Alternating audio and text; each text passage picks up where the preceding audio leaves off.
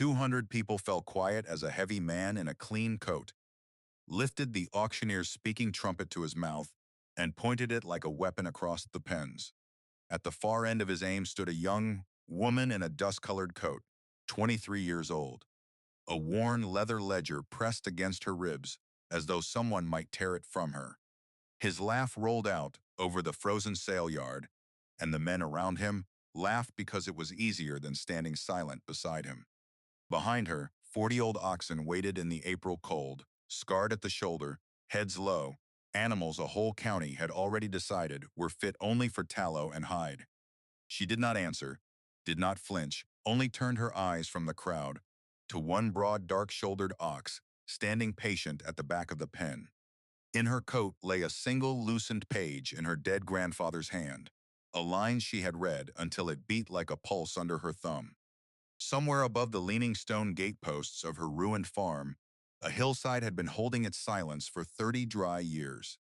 She signed the paper, and the ink dried into a decision she could not undo. Harlan Crane took the auctioneer's speaking trumpet out of the man's hands without asking, the way he took most things in Corliss County, and nobody in that yard of 200 people moved to stop him. He raised it to his mouth, leveled one thick finger across the pens at a woman standing alone in a dust-colored coat, and he laughed. It was not a small laugh. It rolled out over the sale grounds like a wagon breaking loose on a grade, gathering weight as it went. And the men near him laughed because it was easier to laugh with Harlan Crane than to stand quiet beside him. 40 oxen. He called into the trumpet so the whole yard could hear it. This girl just spent her dead grandfather's last dollars on 40 animals that ought to be rendered for tallow and hide. The crowd stirred. Some studied their boots. Most of them smiled the way people smile when the cruelty is aimed at someone else. Tamsin Calder did not move. She was 23 years old, 5'4", and she stood in the middle of all that noise with a worn leather ledger held against her ribs, like a thing that might be taken from her. In that breath, in that exact humiliating and airless moment, something was settled, not by the crowd, not by Harlan Crane, by her. If this reaches something in you, if you have ever been laughed at for seeing worth in what everyone else had already thrown away, stay with this story until the last minute of it. Because what came up out of that dead ground would silence every man who smiled in that yard, and I do not want you to miss a single turn of how it happened. The morning it began, Tamsin Calder had $4 and some odd coins to her name, and she knew the figure because she had counted it twice by lamplight the night before, at the kitchen table of her grandfather had left her. It was a house with a warped window pane over the wash basin, a stovepipe that ticked and moaned when the wind came down off the ridge, and a plank door at the back that never sat true in its frame. $4 would not true that door. It would certainly not bring 240 acres of ruined Wyoming Territory hill land back from the dead. Ezra Calder's place, the one everyone in Sable Creek Valley still called Dry Bench, had been dying by inches for the better part of 30 years. The spring that once fed it had gone silent some time around. The winter Tamsin turned 5, and she remembered the lack of it more than the thing itself. The cracked clay where water used to move, the hollowed stone trough behind the barn that filled first with leaves, then with moss, then with a quiet that seemed permanent. She remembered her grandfather walking the upper ridge every dawn, with his hands folded behind his back, his eyes on the ground, a man patrolling for something he had lost and could not bring himself to name aloud. Ezra had died in the cold end of February and left her the farm, a wooden box of letters bound in twine, and the ledger so soft at the spine that it had to be lifted by the boards to keep its pages from loosening. Nobody told her the land held any worth. They told her the reverse, plainly and often. The territorial assessor had already marked the parcel twice, once for spent soil and once for want of water. The man at the Hartley Bank, whose name she made a point of forgetting, had turned his book toward her with the particular expression of someone who wants you to choose a thing so he will not have to be the one who chose it for you. You could sell, he offered. I could, she answered, and she carried the ledger back out to the wagon instead of signing anything.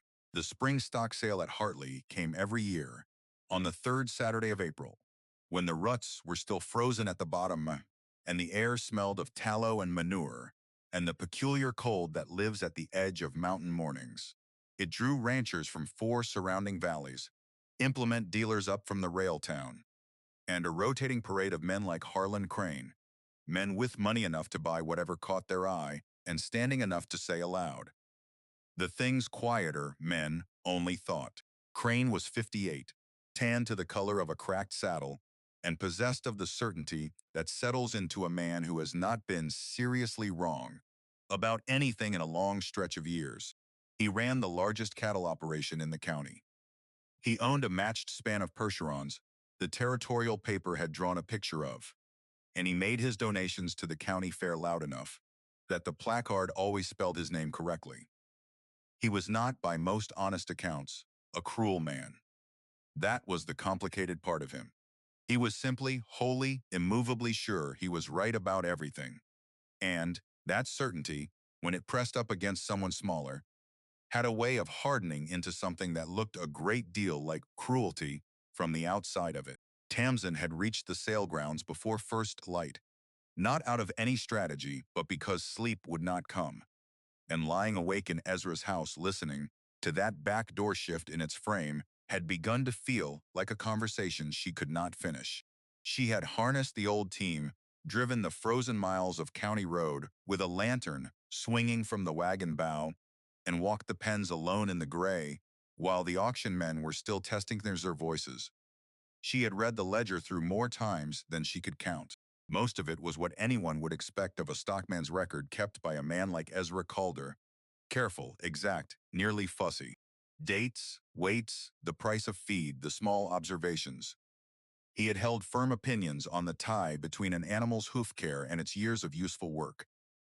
He had given 3 full pages to the correct set of a yoke bow.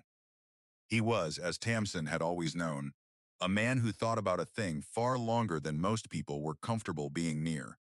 Near the back of the book, in a hand that had loosened, the writing of a man grown old and tired, but with something left he needed set down, there was one line that did not belong with the rest. Find the heaviest ones with the slowest feet. Put them back on the hill. No date beside it. No reason given. No sentence before or after to hold it steady. She had read it so many times that it had stopped being language and started being closer to a pulse under her thumb.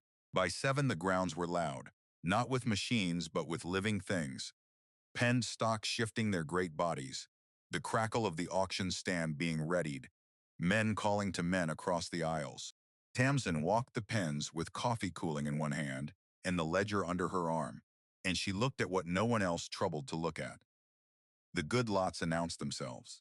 A pair of clean-limbed saddle horses drew a knot of admirers. 2 Belgian drafts pulled a crowd that kept repeating that you did not see Belgians this far into the territory. The implement lot, a new steel-breaking plow, freighted up from the rail depot and set under a hanging lantern, drew more men than any animal in the yard. She passed the plow without slowing. She went instead to the far end of the grounds, where the pens were older and the light was poorer, and where 40 oxen stood in the April cold, with the settled patience of animals that had stopped expecting anything from the people around them. They were not a sight to stir a buyer. She understood at once why they had been driven together into a single lot. One at a time, each of them would have earned a polite silence at a serious sale. Together they earned something worse, the faint communal embarrassment of a crowd looking at a thing it would rather not name. Most were old. Several carried scarred shoulders from years of ill-fitted yokes. Their hooves stood in every stage of neglect. One, a broad, dark-shouldered animal that must have gone near 2,000 pounds, held his head a shade lower than the rest, not sickly but settled. The way a thing settles when it has carried weight for a long time and made its peace with the fact that this is simply what a life is. Tamsin stood at that rail for the better part of an hour. She was still standing there when the first bidding opened at the far side of the yard. She did not go back. She was reckoning, not on paper. She had left the notebook under the wagon seat, but in her head, in the place where numbers and instinct and something harder to name all run together, the place her grandfather had always insisted was where the real work of farming got done. She had $4 in coins. The 40-head lot carried a floor of 350, a figure she knew because she had asked ahead by post. If she took it, and standing at that rail she had grown nearly certain she would have almost nothing left. And 40 oxen and 240 acres of ground the county had already written off as dead. The arithmetic was madness. She bought them anyway. When the lot came up, the calling opened flat, and no man in the yard lifted a hand. The auctioneer, a short, square man named Delph, who had cried Corliss County sales for 20 years, gave the crowd his customary half-minute and then began to walk the price down, which is the auction way of sighing. Tamsin raised her hand. There was a pause long enough to hold its own weight. Delph blinked at her from the stand and repeated the figure, 350 for the 40 head. Do I hear it? And she answered that he did, her voice steadier than it had any right to be. No, man countered. The silence ran 4 seconds. Then Harlan Crane began to laugh, and he took the trumpet, and he said the thing about tallow and hide into it in front of 200 people who were all looking directly at her. Heat climbed her face. Her hands closed on the ledger. She felt the sickening mathematics of a public moment, every eye in the yard, the crowd waiting to see what she would do, the bare exposure of it. She said nothing, not for want of words. She had 3 of them ready in the 2 seconds of quiet after his laugh died. But she looked at that dark-shouldered ox, standing at the back of the pen with his head held low. And she thought of a line in a loosened hand, and she decided her answer would be made of something other than speech. She signed the paper Delph slid across to her, and she felt the ink dry into a decision she could not now undo. The drive home ran near an hour. She had borrowed a stock wagon and a second team from Maud Calder, her grandfather's elder sister, who lived 3 miles east on the county road and was the one soul in the valley who had not told Tamsin to sell. Maud had not told her to keep it either.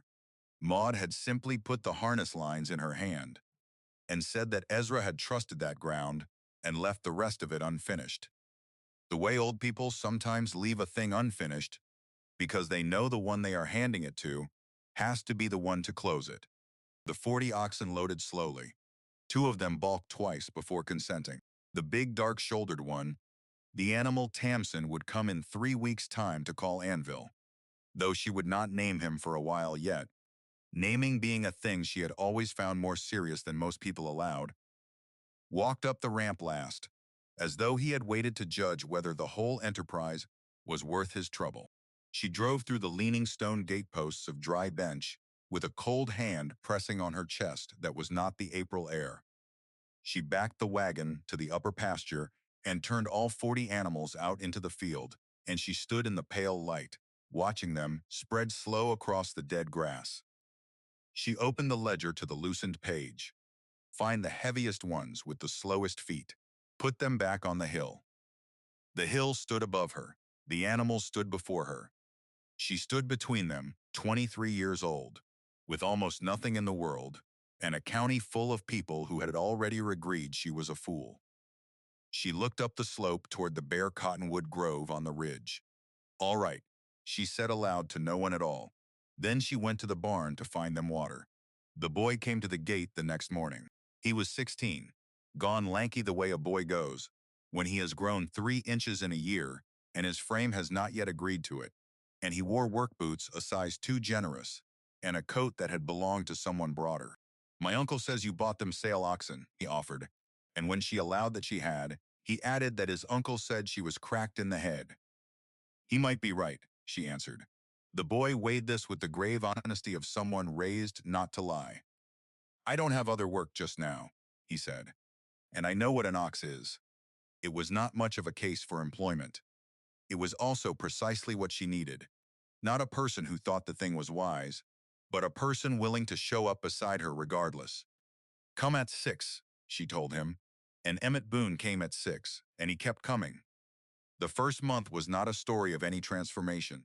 It was a story of mud, of stubborn animals, of hands that split at the knuckle and did not fully close by evening. of the particular deep feeling that comes from labor the body has not been readied for. Tamsin had grown up on this ground and worked its summers since she was 9. But a stretch of years spent trying to decide what to make of herself had put us a distance between her body and this kind of work. The oxen were not grateful, and they were not charming. They were 40 large, tired, wary animals with every reason to distrust the people around them and no near reason to revise the judgment. 3 came down with minor infection in the first fortnight, nothing to kill them, but enough to cost coins she did not have loose. 2 broke through a soft stretch of the north fence twice. In the 3rd week she lost one, an older animal, broad through the chest, that had seemed sound. She found him at dawn already gone in the field, the grass around him undisturbed, no sign of struggle, only a great settled stillness where a living thing had stood. She knelt beside him a while before she went to fetch Emmett for what came after. She did not weep. She wanted to, and did not out of hardness, but because she was conserving something she could not yet name. 39, she wrote in the ledger. The valley talked, the way small places talk about what they find both baffling and mildly amusing.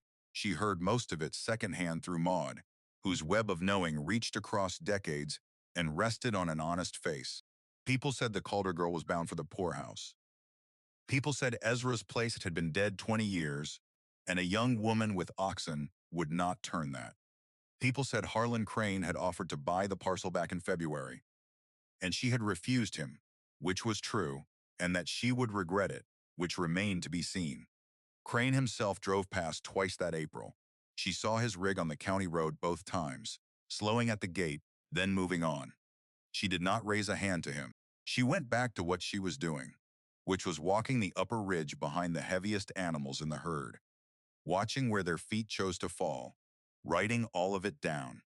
Because that was the part no one had noticed yet, the part no one troubled to see, while they were busy deciding she had lost her mind. In the 2nd week of May, she stopped trying to make the oxen do anything, and it was the hardest decision she had made since her name went on the sale paper. She made it at 4 in the morning, lying atop her grandfather's quilt with sore hands folded on her chest, and a mind that would not go still. She had spent her days doing what any sensible person would do with a herd of working stock, building routine, coaxing response to command, laboring after the kind of trust that turns a wary animal cooperative. None of it took the way she needed it to. The oxen were not hostile and not dangerous. They were indifferent in the exact way large animals grow indifferent. Once they have passed through enough hands to conclude that patience outlasts pressure every single time. They would move when asked and stop when asked and bear the halter. But some willingness at the root of the thing was absent, and she could feel the lack of it the way you feel a missing stare in the dark. She sat up and put a plain question to herself. What had her grandfather actually written? Not the theory she had built around the words, but the words. Find the heaviest ones with the slowest feet. Put them back on the hill. Put them back. Not work them. Not break ground with them. Put them back. She pulled on her boots and walked out to the upper pasture in the dark, and opened the gate and sat on the post and waited. And for the first time since she had brought them home, she let the animals decide entirely for themselves where they wished to go. It took perhaps 20 minutes in the black cold before she understood she was watching something. The heaviest of them, the ones that would in time become her working pairs, moved differently across open ground when no one was steering them toward a destination. It was a subtle thing, invisible if you were managing them, plain if you only watched. A slow, consistent drift to the northeast, toward the upper ridge, toward the old cottonwood grove that stood at the edge of the abandoned high field, like a line of stooped men who had gathered so long ago they had forgotten the reason. The big dark-shouldered one went first, of course, the last to load at the sale, still carrying that air of patient appraisal. 3 others fell in behind him, then 2 more. She sat on the fence post with the cold coming up through her coat and watched them vanish into the shadow of the grove, and the next morning she began a fresh page in the ledger. The system she worked out over the following 3 weeks was not a clever one. It was a hand-drawn grid of the upper pasture and ridge, split into rough quarters, and every time she loosed the heavy animals without direction, she marked where they ended up, a square for the dark-shouldered ox because he was the most reliable, a circle for a broad roan cow she had begun to call Bess, initials for a pair of younger heavies. She filled 6 pages.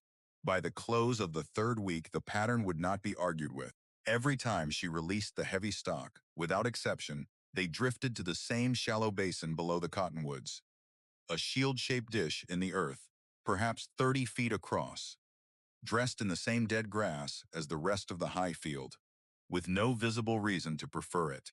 They did not stand under the trees, which would have been the sensible search for shade on a warm afternoon.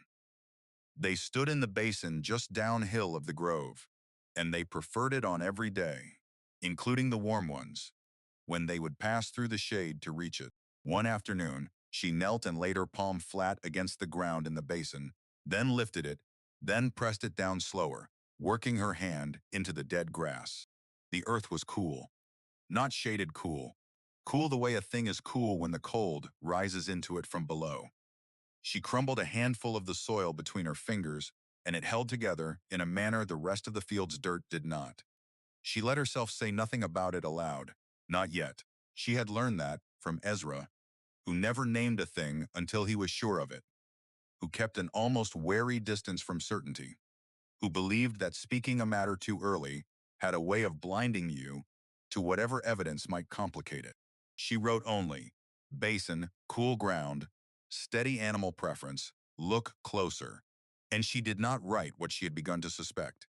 She was still turning it over, walking down from the high field on a Thursday near the end of May, when she came around the barn corner and nearly walked into Emmett carrying a full pail in each hand.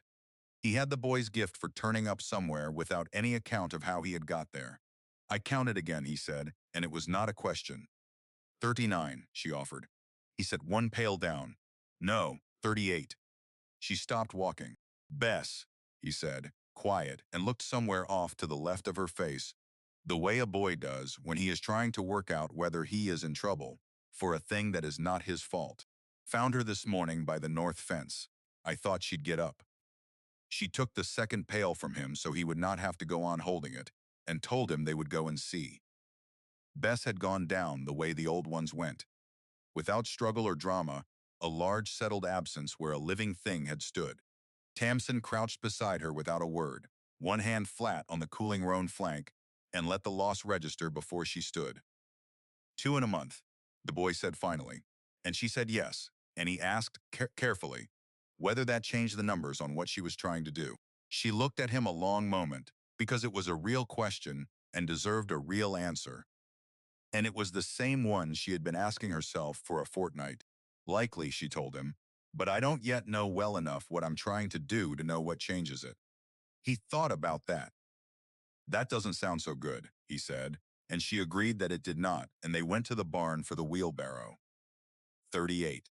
That evening Maud came by on foot, which she did on Thursdays without fail, a habit she had formed decades ago, and saw no reason to abandon for anything as trivial as her 81 years, or the frost heave in the road. She was sharp the way a certain kind of old woman grows sharp, not in spite of her age but honed by it. The softness and the surplus worn away until what remained was precise and quietly formidable. She had never married. She had lived alone in the same house better than 50 years, and she knew every soul in Corliss County and owed favors to almost none of them, which is a rarer freedom than people credit. You look wrung out, Maud observed, which was her way of asking after a person. I am wrung out, Tamsin allowed, and Maud asked whether she had found anything yet up on that ridge. The question had a particular shape to it, not idle curiosity, more like a woman asking whether you had found the thing she already knew was there. Maybe, Tamsin said, careful. I'm not sure yet what I'm finding. Maud lowered herself into the chair by the stove. Ezra walked that ridge every morning of his life, she said. You know that, I know it, Tamsin answered. You know why.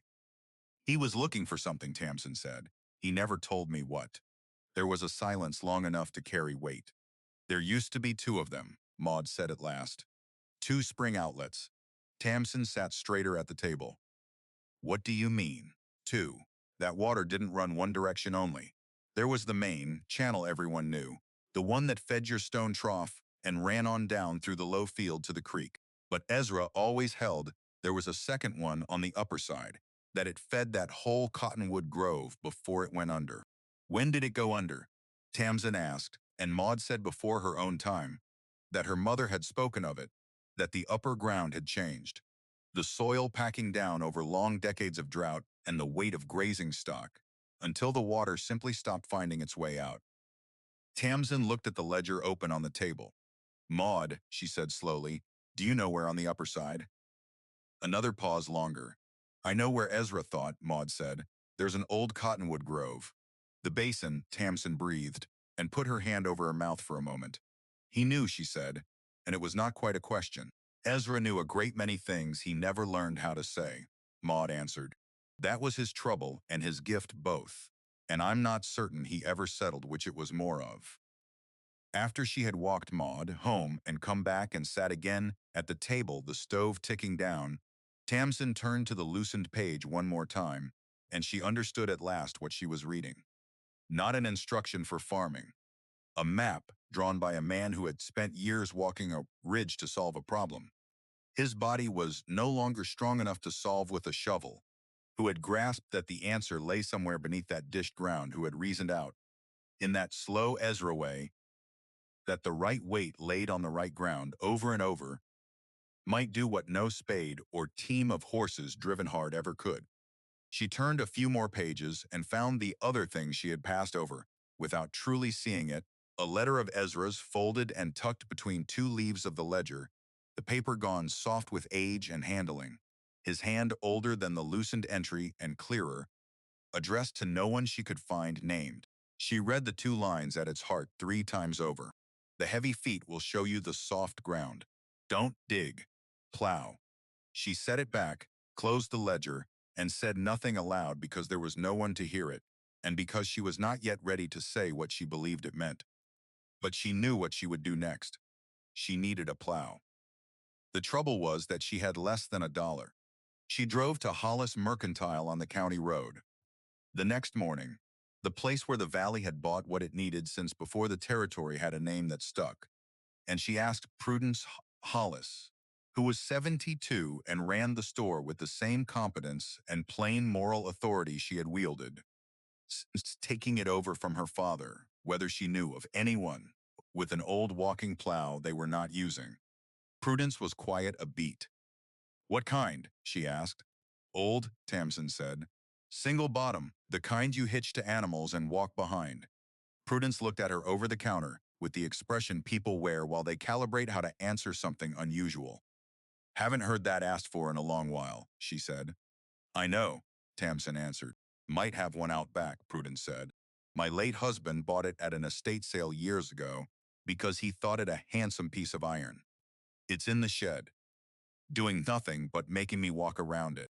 The plow was a wreck of cast iron, single bottom, the kind of implement forged in an age when that design was the most dependable thing a man could own, and built therefore to outlast the man, which meant it had outlasted several and gathered the peculiar dignity of a thing that old and that useful, even under its skin of grease and cobweb, and one inexplicable length of orange twine knotted round the handle.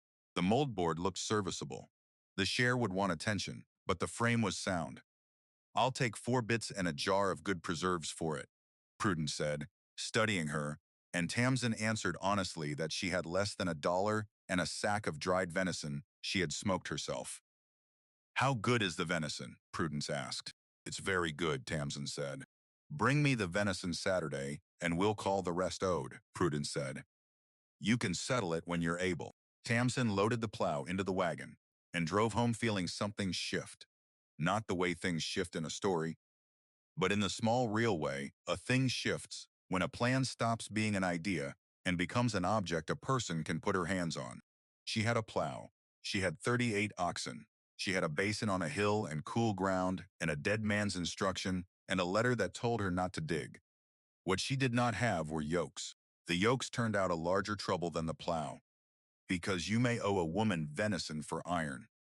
But you cannot owe anyone the shape of a thing that must be cut true from wood. Tamsin had built one crude bench in her life and shaped one green bow at Ezra's elbow as a girl. Ezra had yokes somewhere in the barn. She had cataloged their hanging shapes as a thing to deal with later. But they were sized for a different era's animals, and two of the three carried cracks she did not trust across a working shoulder. She found a diagram in an agricultural bulletin, then three more that Prudence dug from a drawer of old territorial pamphlets, each of them subtly different, each citing a different standard, and she spent an evening trying to understand why men, who claimed to be describing the same implement, kept disagreeing over the curve of the bows. It's because every place had its own way, Emmett said the next morning, reading over her shoulder with the focus he brought to any problem he could hold in his hands. His grandfather had kept a span of oxen for 5 years when Emmett was small, and the old man had said a yoke was a conversation between the animal and the wood, and that different animals spoke differently. Tamsin looked at him. He was 16, and he said such things without any apparent notion that they were remarkable. "Your grandfather sounds like mine," she told him. Emmett shrugged in the way that meant he did not disagree, but would not say so straight out. "You want me to help build them," he offered, and she said she wanted him to show her what he knew, and then they would build them together. What followed was 3 weeks that Tamsin would afterward name, on the rare occasions she named it at all, the most bruising stretch of labor in her life to that point. They worked the barn every evening once the stock chores were done, Emmett measuring and cutting while she shaped and fitted, both of them making errors and correcting errors, and now and then producing fresh errors as the direct result of correcting the first ones. They ruined a length of white oak on the third day. They built a bow that looked right, set it on the dark-shouldered ox's neck, and discovered they had curved it in a direction his neck did not go. The ox bore it with patience. That was the thing about him. He was patient in a manner that felt nearly deliberate, as though he understood perfectly well that the people around him were in over their heads and had chosen to extend them a professional courtesy while they caught up. He stood in the barn while she fitted and refitted the components, breathing slow, flicking an ear when the measuring tape touched a tender spot, otherwise only waiting. "He isn't an animal that wants things," Emmett said one evening, watching him. "Some animals want out, or food, or to be moving. He's just here, like he's been waiting." Tamsin thought of the basin, of the way the big ox had crossed the black pasture that first night, and stood in that exact hollow as if he knew a thing. "Maybe he has been," she said. "The yokes took 3 weeks, and they were not beautiful. They were the specific, ugly, honest objects that things become when people without enough skill build them slowly and with care. But they were sound, every joint and bow and pin tested, fitted to the animals, until she was confident they would not gall the shoulders that scarring had already taught her to fear. She yoked the dark-shouldered ox and a broad young male she had begun to call Tuck as her first working pair, the first time she hitched them to anything. Only a log, a trial. Nothing of consequence. The big ox stepped off with the unhurried certainty of an animal that understood work, and Tuck pulled crooked and uncertain beside him, but the older one's steadiness was catching in the way. Steadiness is catching between paired animals. And after 3 passes, the log ran straight. Emmett stood at the fence and said nothing, which she had learned was his manner of being impressed. By the middle of June, she had 3 working pairs, rough and real. A woman and her animals learning one another a session at a time. She lost one more that month, an older male, the smallest of the herd, and this one she found already at rest in the shade of the fence line, gone the same quiet way, and she stayed with him a short while, her hand on his neck, before the barrow. 37. The county did not stop watching. She learned most of it through Maud's Thursday visits, through the wagons that slowed on the road when a driver caught sight of the oxen on the high field, through Prudence, who let fall that people were talking about those oxen in a tone that kept the character of the talk productively unclear. Crane drove past twice more in June, slowing at the gate, not stopping. She marked it and did not go to the fence. What she was doing had grown more important than whatever Harlan Crane was turning over in his mind.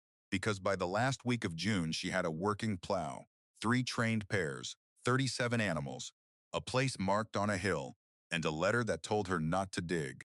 She read it once more on a Tuesday evening at the kitchen table, with the window open and the sound of the high pasture coming through it, the particular sound of great animals moving slow through tall grass, a sound like something breathing at a distance. She read it, and she looked at the grid she had made. 6 pages of marks, pointing to the same shield-shaped dish of earth below the cottonwoods, and she thought about what Maud had told her. A second outlet, the upper side, the soil packed down over decades, water that stopped finding its way out. She thought of the dark-shouldered ox standing in the basin in the black of an April dawn, patient as the hill under him. She thought of the cool ground rising into her palm. She turned to Ezra's last entry. The heavy feet will show you the soft ground. Plow, not excavate, not dig, not lift out material. Plow, shallow, over and over. The weight and the motion and the gentle disturbance of soil pressed down for years. Not torn open, not forced, but coaxed. The way you coax movement back into a thing that has shut itself down. Not by prying at it, but by making the conditions in which movement becomes possible again. She had wondered in the darker hours of these months whether she was reading too much into an old man's tired notes, whether grief was making her find meaning where there was none, whether she was about to spend a summer plowing a dead field on a dead farm and end with nothing but proof that the county had been right about her from the start. She sat with that a while. Then she closed the book, went to the barn, checked the hitch on the old walking plow one more time, and went to bed. She did not sleep well. She had not slept well in 3 months, but she lay still in the dark and let the farm breathe around her. The back door shifting, the far sound of the pasture, the timbers of the house settling into the summer night, and she made herself say quietly to the ceiling, tomorrow. She was up before dawn. She fed the animals and let Emmett through the gate when he came at 6, which he had begun to do without being asked, and he handed her coffee from a tin flask, which he had also begun to do without announcement, and they stood at the fence of the high pasture drinking it, while the light came up gray over the ridge. Today, he said. It was not a question. He had watched her fit the plow twice in the last week and watched her walk the basin with her hand pressed to the ground, and he was 16, but he was not unobserving. Today, she said. She hitched the dark-shouldered ox and Tuck to the walking plow just before 8. The big animal stood quiet while she made the connections. Tuck shifted once and settled. The old plow creaked with the voice of iron that has been still a long time and is beginning to recall what it is for. She took the handles. She looked at the basin 30 yards off. Let's see if you were right, she said quietly. To no one, or perhaps to Ezra, because some things you go on saying to the dead out of a habit that does not stop clean the moment they do. Then she walked the team forward into the shadow of the cottonwoods, toward the soft ground, toward the cool earth, toward the thing that had lain under 40 years of silence, and packing in the slow forgetting that comes when people stop listening to what land is trying to say. The share touched the soil. The earth opened. Tamsin Calder held on with both hands. The plow bit harder than she had braced for. That was the first fact of it. The sheer bodily reality. The way the earth in the basin resisted the share with a density that surprised her, even though she had known in her mind that packed soil would be dense. Reading of resistance and feeling it climb the handles into your palms and forearms and shoulders are 2 entirely different educations. And she took the second one in the first 8 feet of the first furrow, jaw set, boots skitting a little in the dew-wet grass. The big ox pulled without complaint. Tuck pulled beside him, matched to the pace now, in the settled rhythm they had been building for weeks. The plow creaked and bit, and the earth folded over in a thin dark ribbon to the left of the share. Not deep, not the violent turning of a breaking plow driven at speed, but a careful shallow fold, 4 inches, 5 at the most. Just enough to trouble the surface without reaching whatever lay beneath. This was the letter made real, shallow, gentle, don't tear, don't force. Coax. Emmett stood at the rim of the basin with his coffee going cold in his hand. Because she had told him to watch, rather than help, which she could see he did not fully understand but accepted. Having learned by then that she sometimes needed to do a thing alone the first time through. It took 11 minutes to cross the basin and come back. By the third pass, her shoulders burned, and she had lost the feeling in her left smallest finger where it gripped the handle at an angle she meant to fix on the next turn. She walked the team in a wide arc at each furrow's end, brought them back, and began again. The passes spaced 1.5 feet apart, wide enough to leave the soil structure mostly whole between them, near enough that the animal's weight and the plow's work would cover the dish systematically. After the third pass, she knelt at the furrow's end and laid her palm to the turned soil. Cool, as she had expected, but something more. The texture of it denser, and yet not dry, not wet. The particular feel of soil with moisture moving through it from below, rather than falling onto it from above. She said nothing, and started the fourth. After the fifth, she stopped and looked hard at the upturned furrows. The first three had come over dryish and pale, the color of ground too long without water. The fourth and fifth came darker, plainly and meaningfully darker, not wet, but tending toward it. Emmett had set his coffee down somewhere and moved closer, hands in his coat pockets, near enough now to see what she was seeing, and he was smart enough to hold his tongue about it. Seventh furrow. The plow moved smoother, the share finding its rhythm with the soil, still resistant but differently so, the way a thing is when it is giving rather than refusing. The big ox and Tuck walked easy, breathing steady, unhurried. Eighth furrow. Her hands had gone from burning to numb and back to burning, a blister rising on the inside of her right rump thumb where the handle had pressed for an hour and a half, and she was aware of it, the way you are aware of a small pain while your whole mind is set on something else, filed away to deal with later. She began the ninth. The plow went in. The earth turned. The oxen walked. And then something changed, and she felt it before she saw it. A shift in the resistance, not more but less. A sudden slight ease, as though the share had passed through a layer and come out its far side into something softer. Her hands dropped a fraction, compensating on their own for the change in pressure, and she looked down at the furrow opening behind the share. And she stopped breathing. The earth behind the plow was wet, not damp, not tending, wet.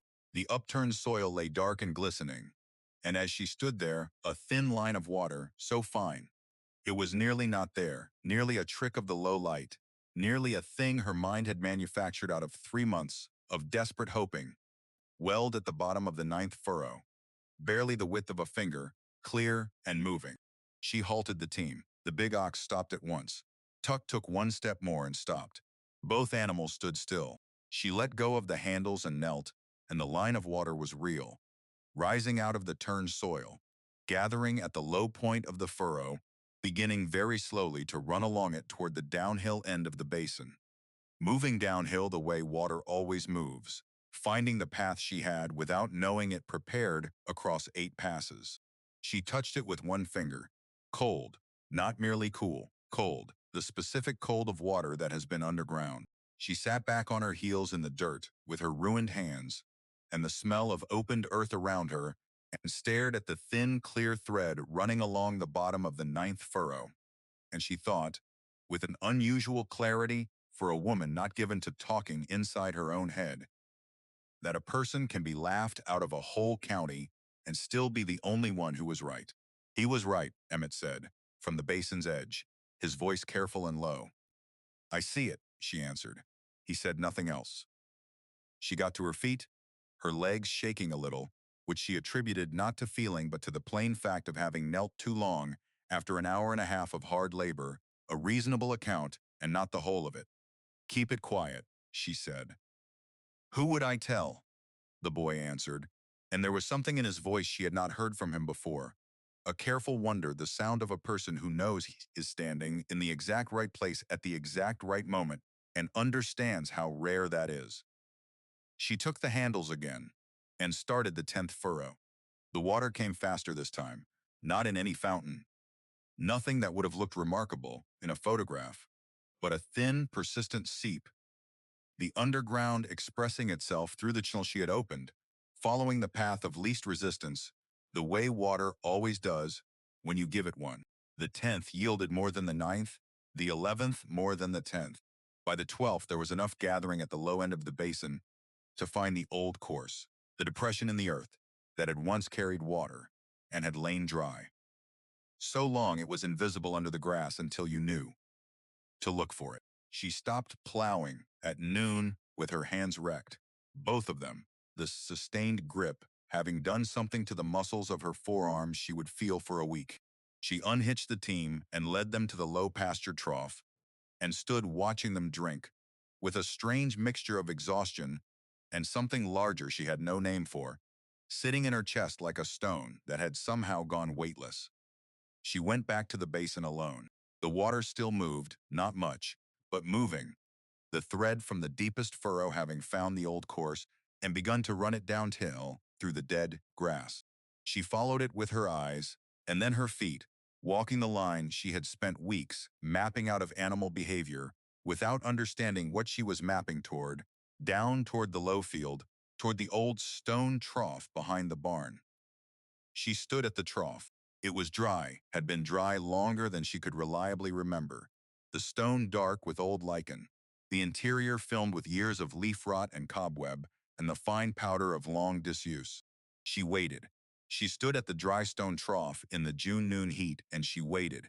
And she had never in her life been a patient woman, had always been the one pushing forward, deciding, moving before she was ready. But she had spent 3 months learning from animals that patience is not the absence of action, but a different kind of it. And so she stood, and she did not move. 12 minutes. Then the first drop showed at the inlet stone, one clear bead running down the old granite face. Following the channel some Calder before her had cut there, down to the basin of the trough, falling from the edge with a sound so small it was barely a sound at all. Then another drop. Then a thin trickle. She put both wrecked hands on the rim of the trough and leaned over it, and watched cold water run into the basin.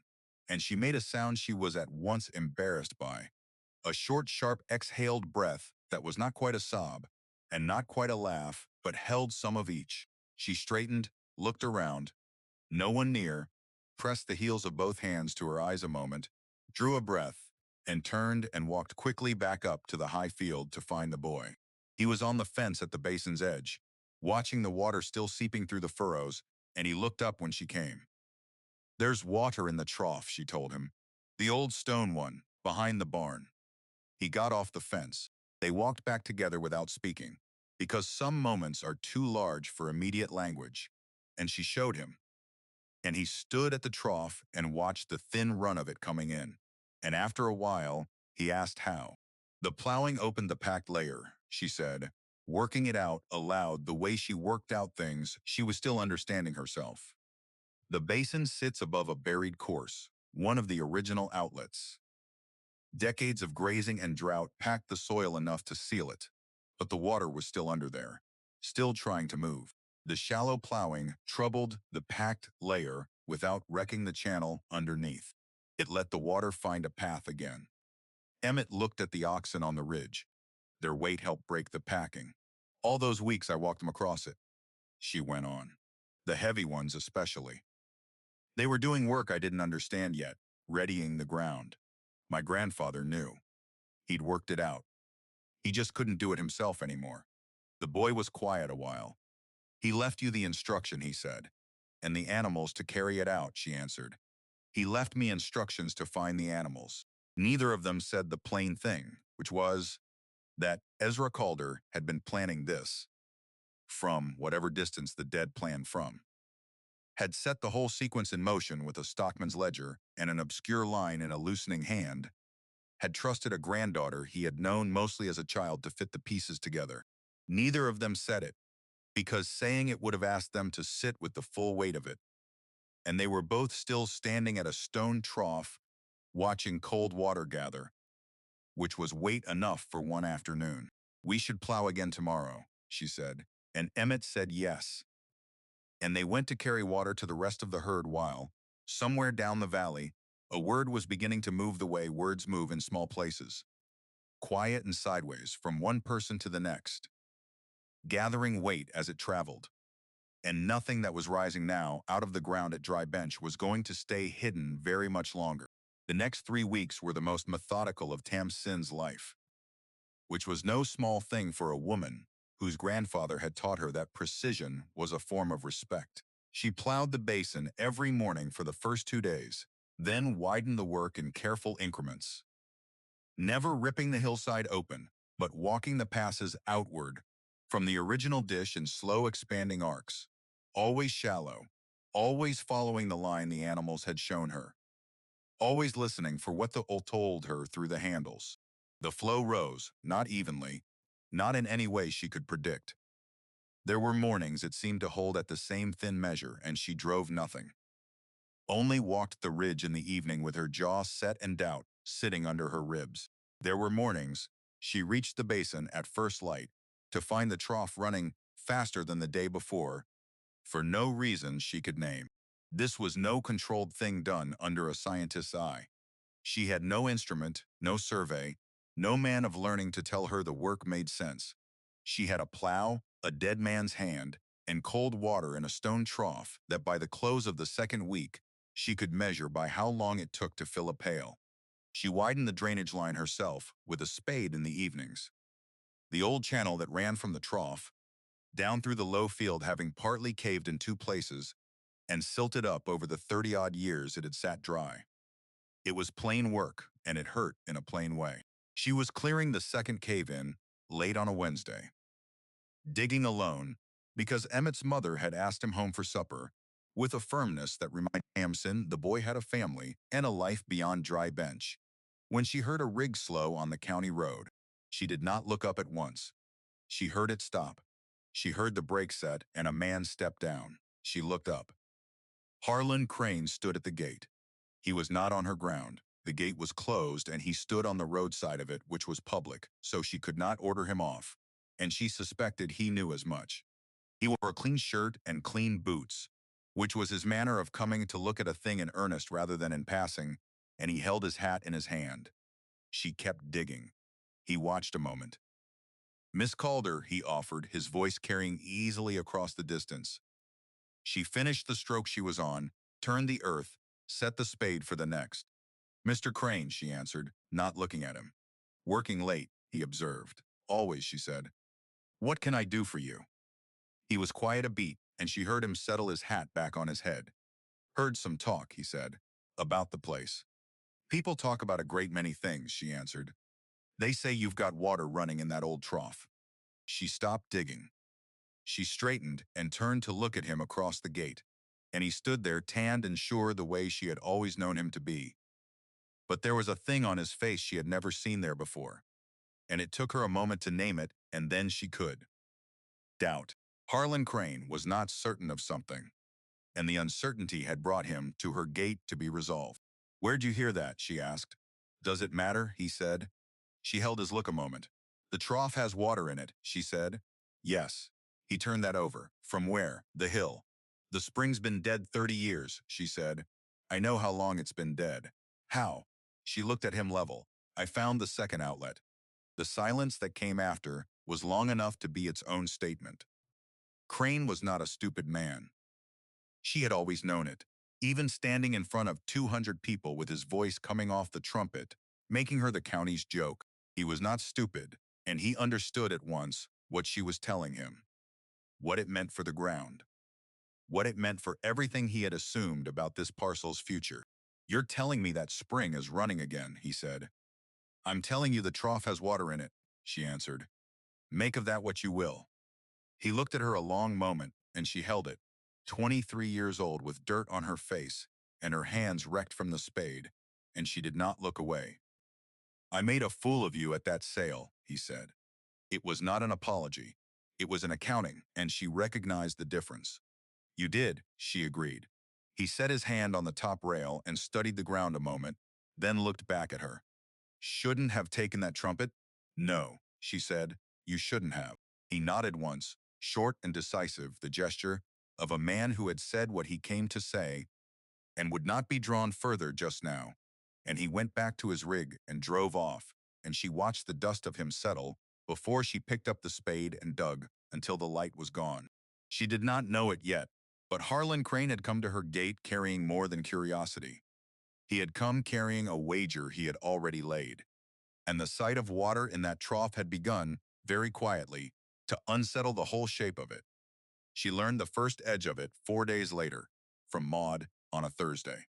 Warren Petch is talking of calling a Grange meeting, Maud said, spooning sugar into the coffee Tamsin had set before her. Wants to put your name to it. Invite you to speak. Warren Petch headed the Corliss County Grange and had for 11 years, a post that gave him a particular species of community authority Tamsin had always found faintly irritating. No, she said. Not yet, Maud. The flow's still settling.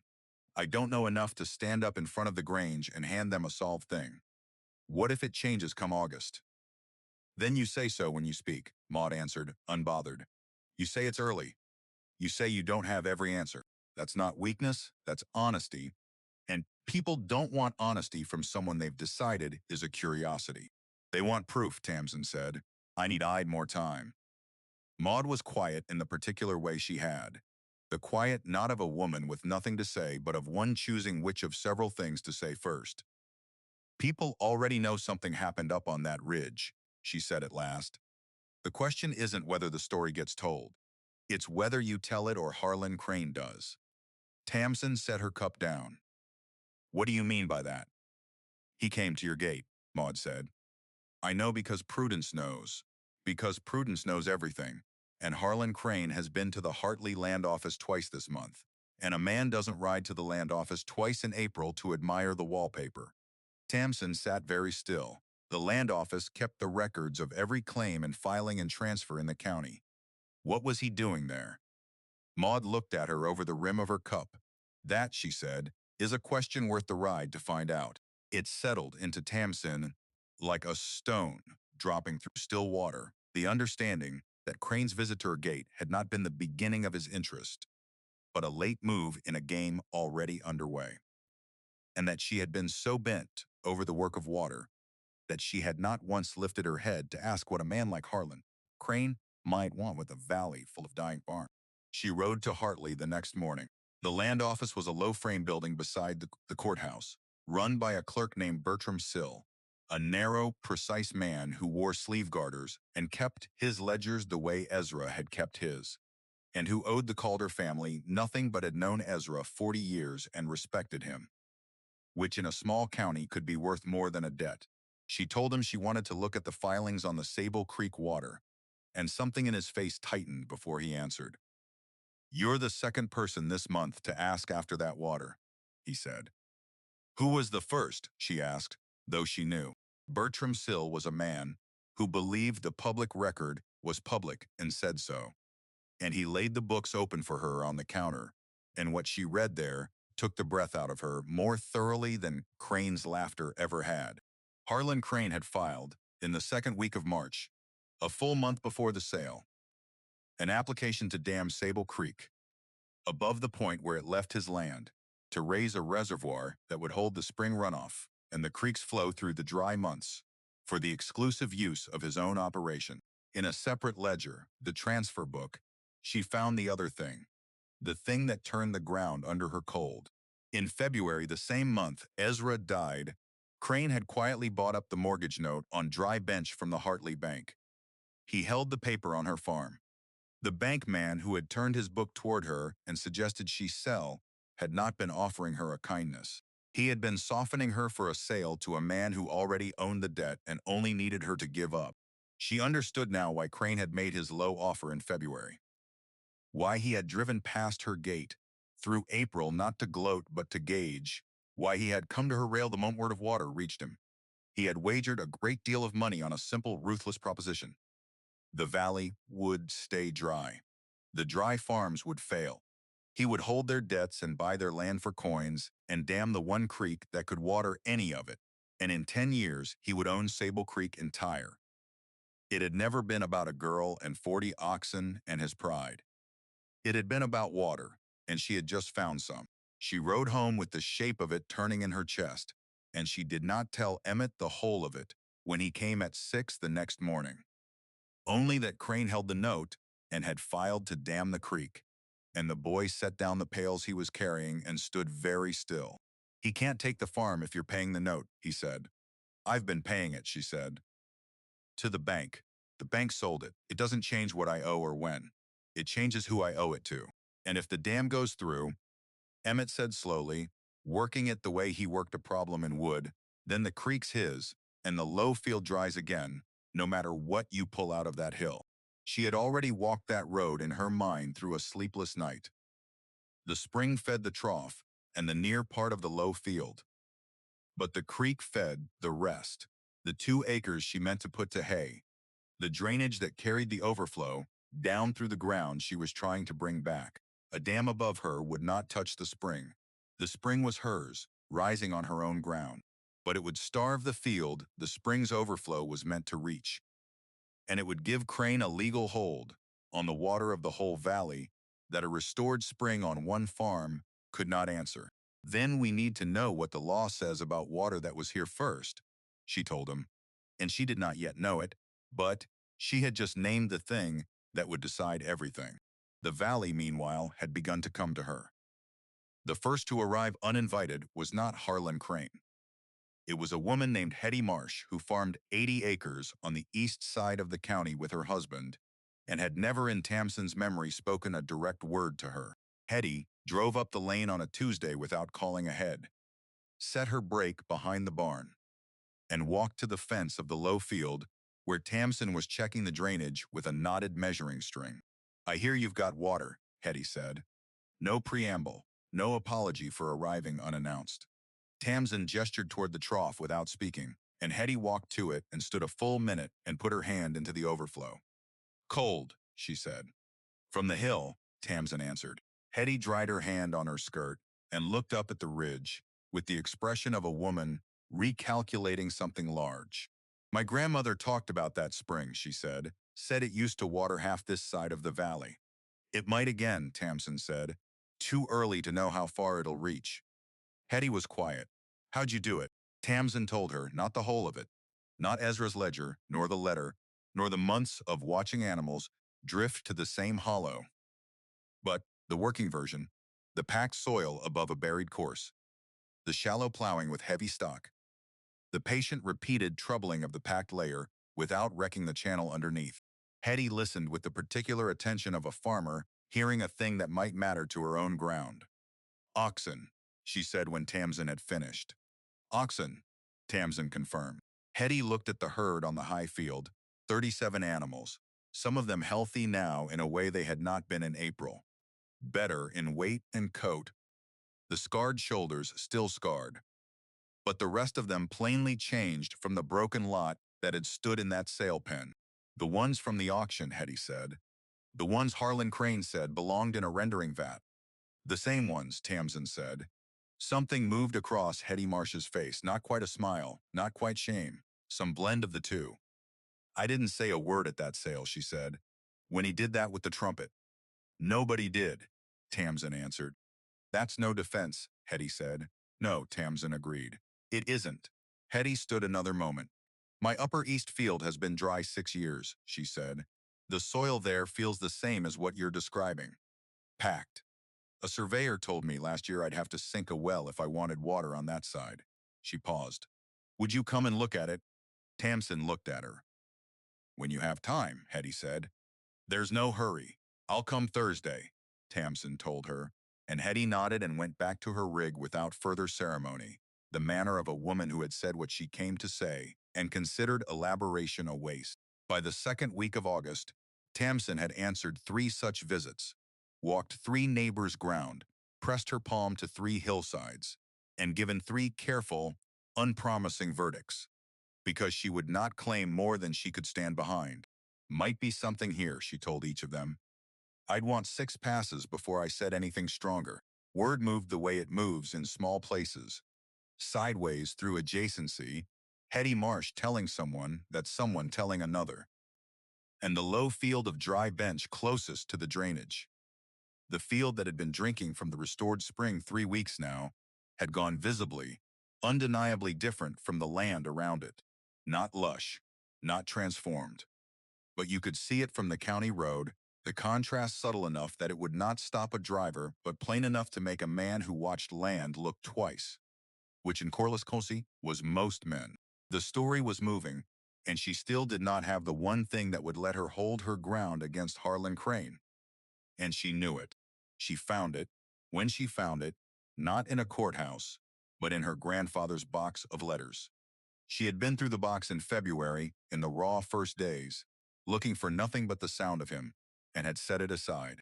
She came back to it now with a specific hunger, sitting at the kitchen table past midnight, with the lamp turned up, going through every folded paper for anything that touched on water.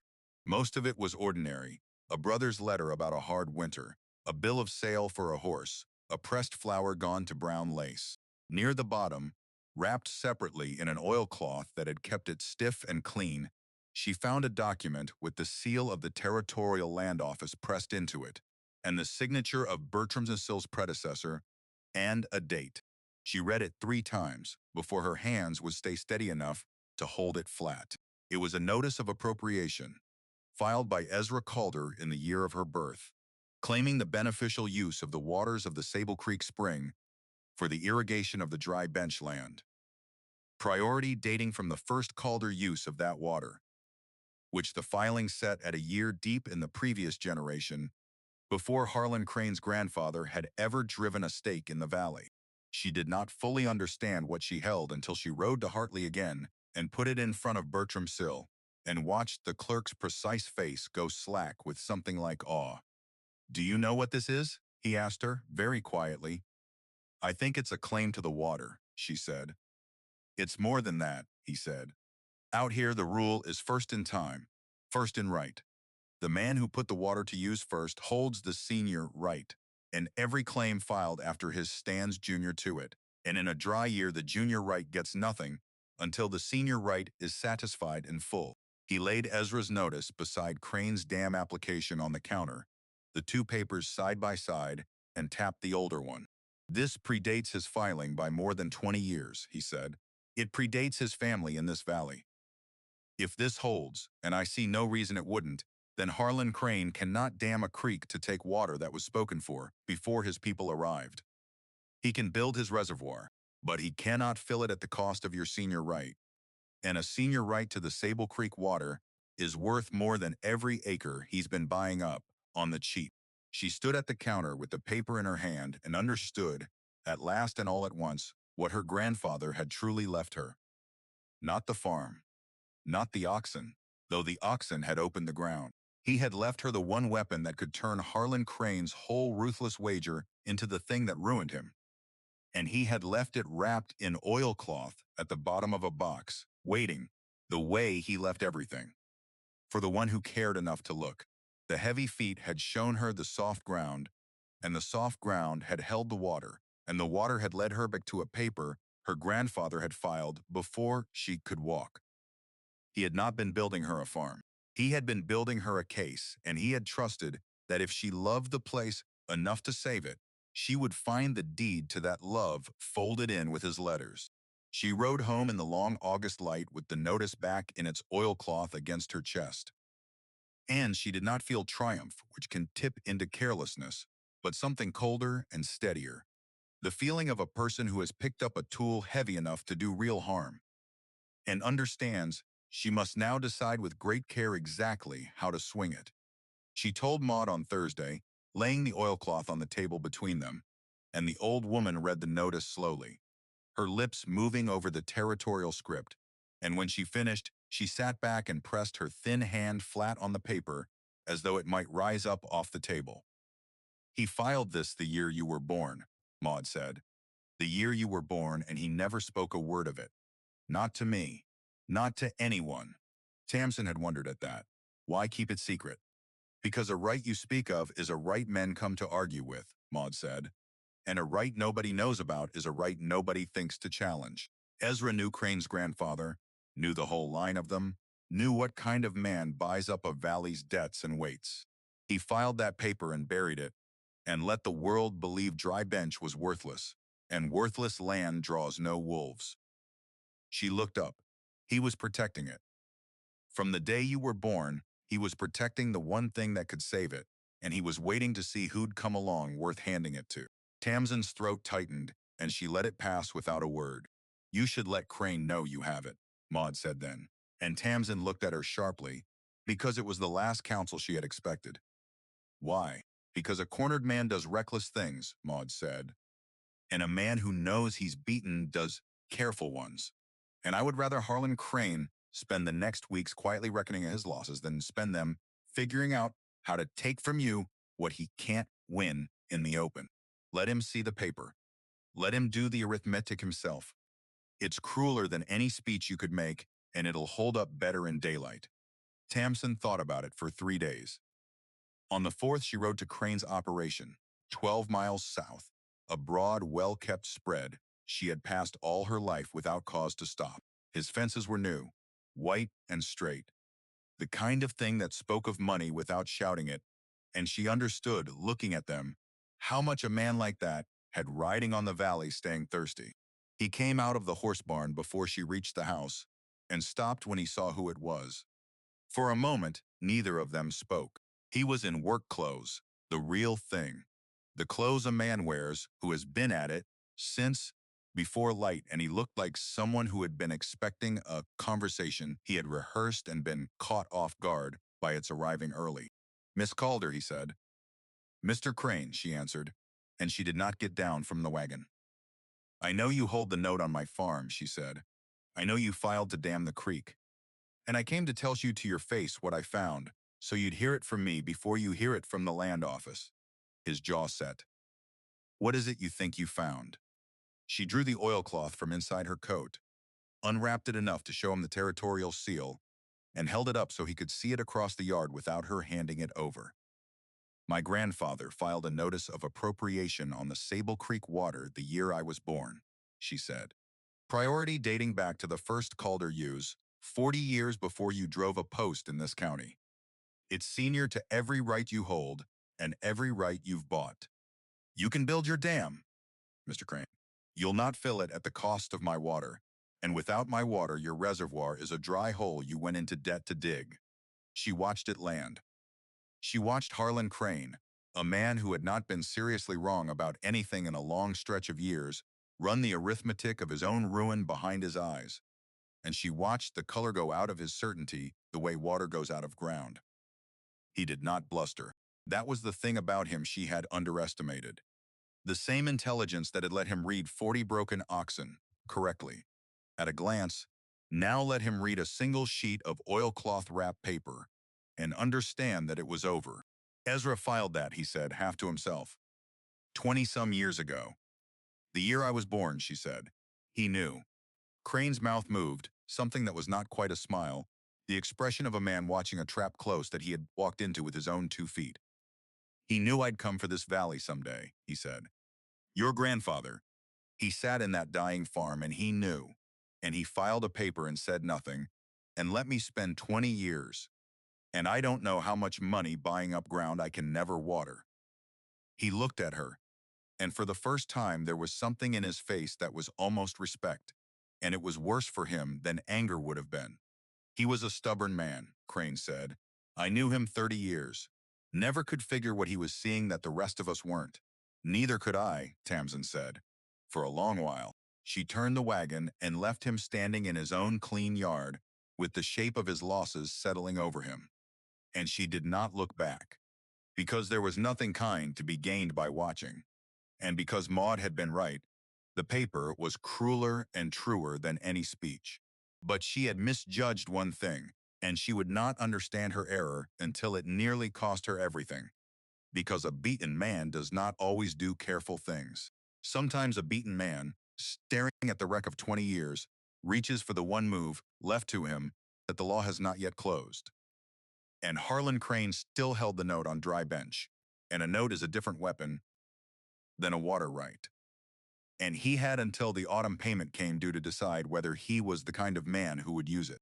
The first sign of it came through Prudence Hollis. Tamsin had gone to the mercantile to settle what she could against her account, laying down coins earned from the first neighbors who had begun, cautiously, to pay her for walking their ground.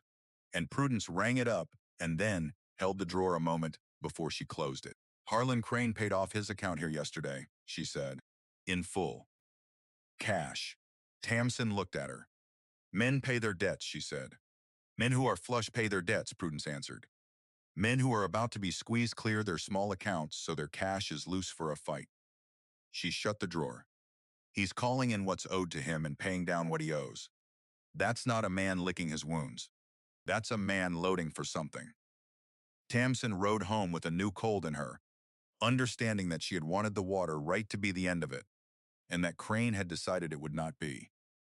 He could not take her water, but he could call her note, demand the autumn payment in full and on the day, and if she could not meet it, senior water, right or no, he could take the whole farm out from under her and the water with it, and every acre she had bled to bring back would be his.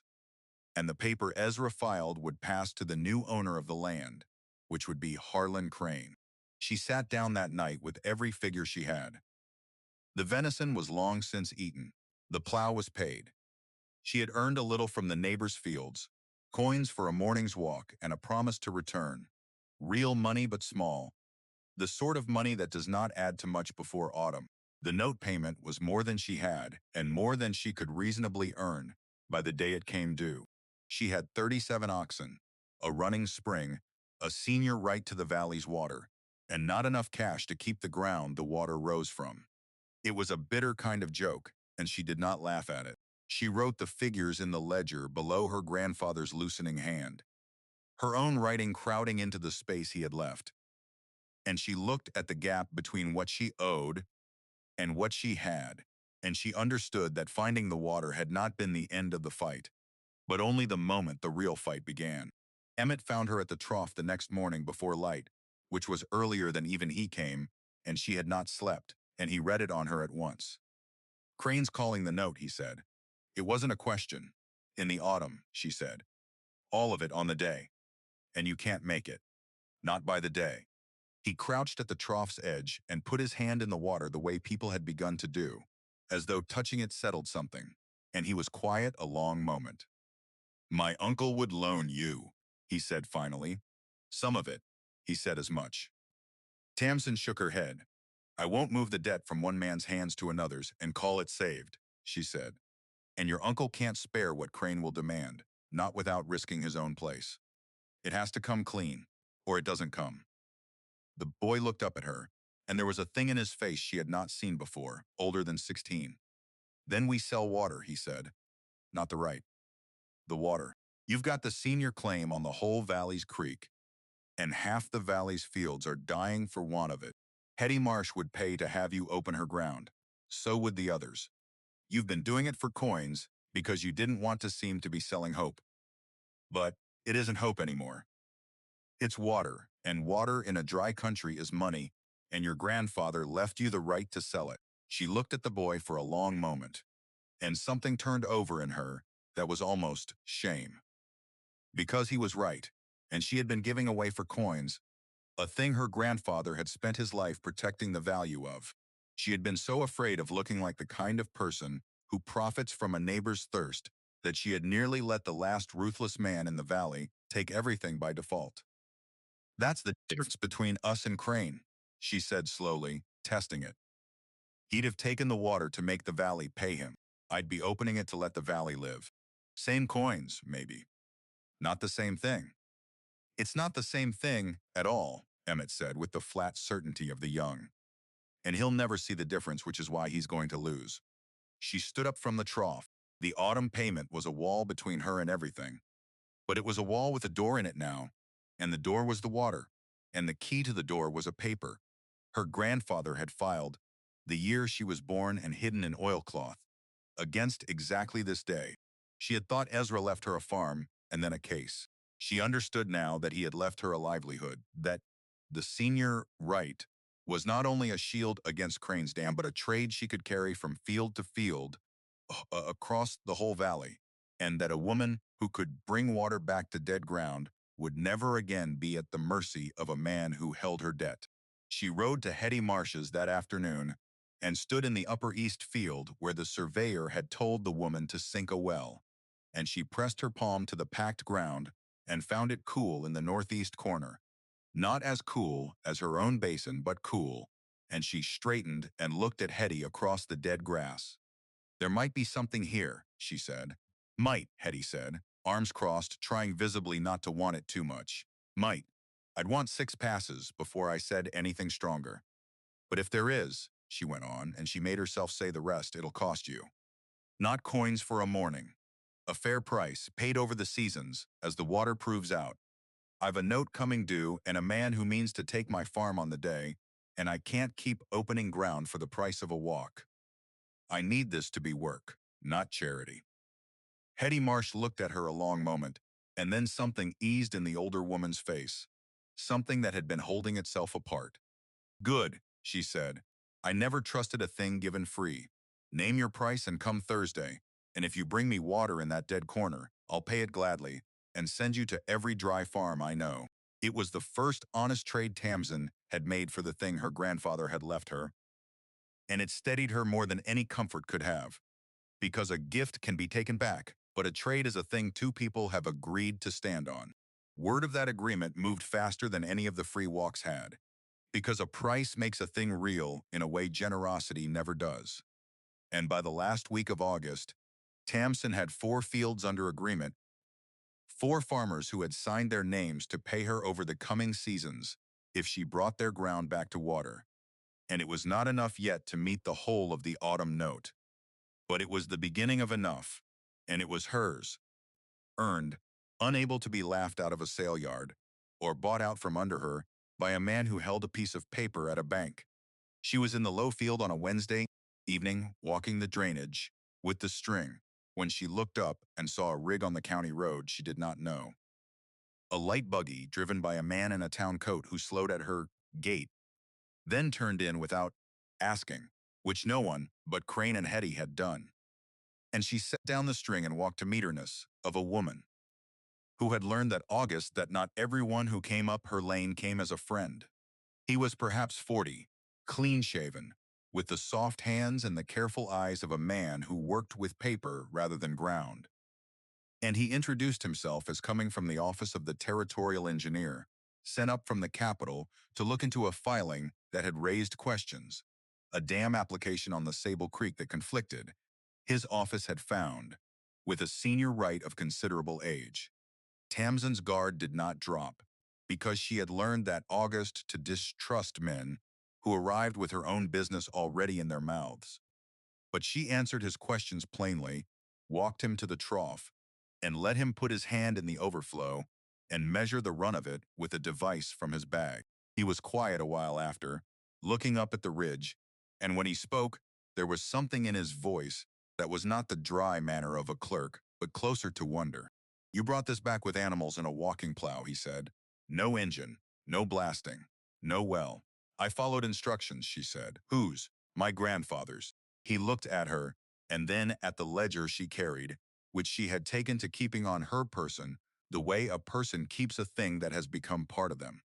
And he asked, carefully, whether she would let him see how it had been done, because his office had spent a decade and a great deal of the territory's money trying to bring water to dry valleys with dynamite and steam and had, more often than not, failed. And here was a woman of 23 who had done it with oxen and patience and a dead man's hand. And if that could be understood and written down and shown to others, it might matter to more dry farms than she could count. She did not answer at once. She had spent the summer learning to guard the things she had found, first from a laughing county, then from a ruthless man. And now here was a stranger from the capital asking her to open it to the world, and every instinct she had bent toward keeping it close. But she thought of Ezra, who had kept his water right secret, and nearly let it die with him for the keeping, who had learned too late, if he had learned at all, that a thing hidden is a thing that helps no one, and she thought of the 4 dry fields she had signed to open, and the dozens more beyond them. And she understood that she stood at a fork her grandfather had never reached, between protecting a thing and letting it grow, and that the whole difference between what she was and what Harlan Crane was might come down to which way she turned. Write it down, she said at last, all of it. The oxen, the basin, the shallow plow, The letter that told me not to dig. If it can bring water to one more dead field, I'd rather it be known than safe. The man from the capital wrote her name in his book, and she watched the ink dry. And she did not know yet that the paper he would carry back down the valley would do more to break Harlan Crane than any water right, because a secret ruins one man's wager. But a method, once written down and shared, ruins the whole idea that a valley's thirst can be owned. The engineer's report reached the territorial capital in the second week of September, and it did not stay in a drawer there. Tamsin learned this from Bertram Sill, who sent word up the valley by a passing freighter that the office of the territorial engineer had entered a formal protest against Harlan Crane's dam application, citing the senior Calder right, and that a hearing had been set for the last Wednesday of the month in Hartley before the water commissioner to settle the matter in the open.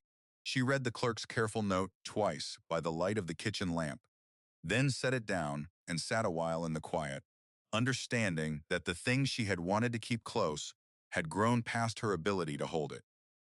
It was no longer a secret between a woman and a hillside. It had become a matter of record, a date on a docket, a public reckoning she could not now avoid. And the autumn note came due the same week as the hearing, which was not, she suspected, an accident of the calendar. She rode to Hartley 3 days early to see the ground of the thing before she stood on it. The water commissioner was a man named Josiah Frame, sent out from the capital every autumn to ride the district and settle the disputes that dry summers bred. A heavy, deliberate man, with a reputation for caring nothing for who a person was, and a great deal for what a paper said. She did not try to meet him. She only wanted to know the room, the low-frame courthouse annex where the hearing would sit, the plain benches, the table where the commissioner would rule. She walked it empty in the afternoon light and stood where she would stand, and the same sickness the sale yard had raised in her rose again, that airless exposure of a public moment, and she made herself breathe it down. She had a paper now. She had not had a paper then. Crane did not wait for the hearing to make his next move. The note fell due on the Monday, 2 days before Frame would rule on the water, and on that Monday morning a man Tamsin did not know rode up her lane with a leather case and a document that demanded the full autumn payment on dry bench in cash by the close of business, or the note would be declared in default and the foreclosure begun. She had known it was coming. She had the figure ready, drawn from what the 4 signed fields had paid her against their agreements, and what she had scraped from the summer's small work, laid out on the table the night before in careful stacks, and it was close, closer than she had feared in August. But it was not the whole of it. She was short, not by much, by the kind of margin that would have been nothing to a man like Crane, and was everything to a woman who had started the season with $4. And she stood in her own doorway, holding money she had bled for, and knew it would not be enough to keep the ground she had bled for it on. The man with the case was not unkind about it. He was a hired hand of the law, doing a paid errand, and he told her plainly that partial payment did not stay a default, that the note called for the whole sum on the day, that he was sorry for it, but the paper was the paper. She looked at the money on her table, and she looked at the man, and something in her went very still and very clear. The stillness she had learned from watching heavy animals decide where to put their feet. "Wait here," she said, and she went to the barn. She came back leading the dark-shouldered ox by a halter, the big animal that had loaded last at the sale and walked first into the basin in the black of April, the one whose weight had broken the packed ground, and whose patience had taught her the shape of the whole undertaking. She did not intend what the man might have thought. She led the ox to the wagon where the man's horse stood, and she turned to him. "There's a buyer in Hartley who's wanted a broke ox all summer," she said. "Prudence Hollis will vouch it. He'll pay more for this animal than any ox in the territory, because there's no other like him. And the sum of him closes the gap on that note. Give me until noon to make the sale and bring you the balance, and you'll have the whole payment on the day," as the paper says. The man weighed her, weighed the ox, weighed the risk of a default that might not hold up against a woman who had plainly meant to pay. "Noon," he said. Not a minute passed. She loaded the ox alone, because uh, Emmett had not yet come, and she stood a moment with her hand flat on the great dark to the seat, and she did not let herself feel it, because feeling it would not get her to Hartley by noon. And she had learned that summer, that grief like water, would find its own way out later if you only gave it a channel.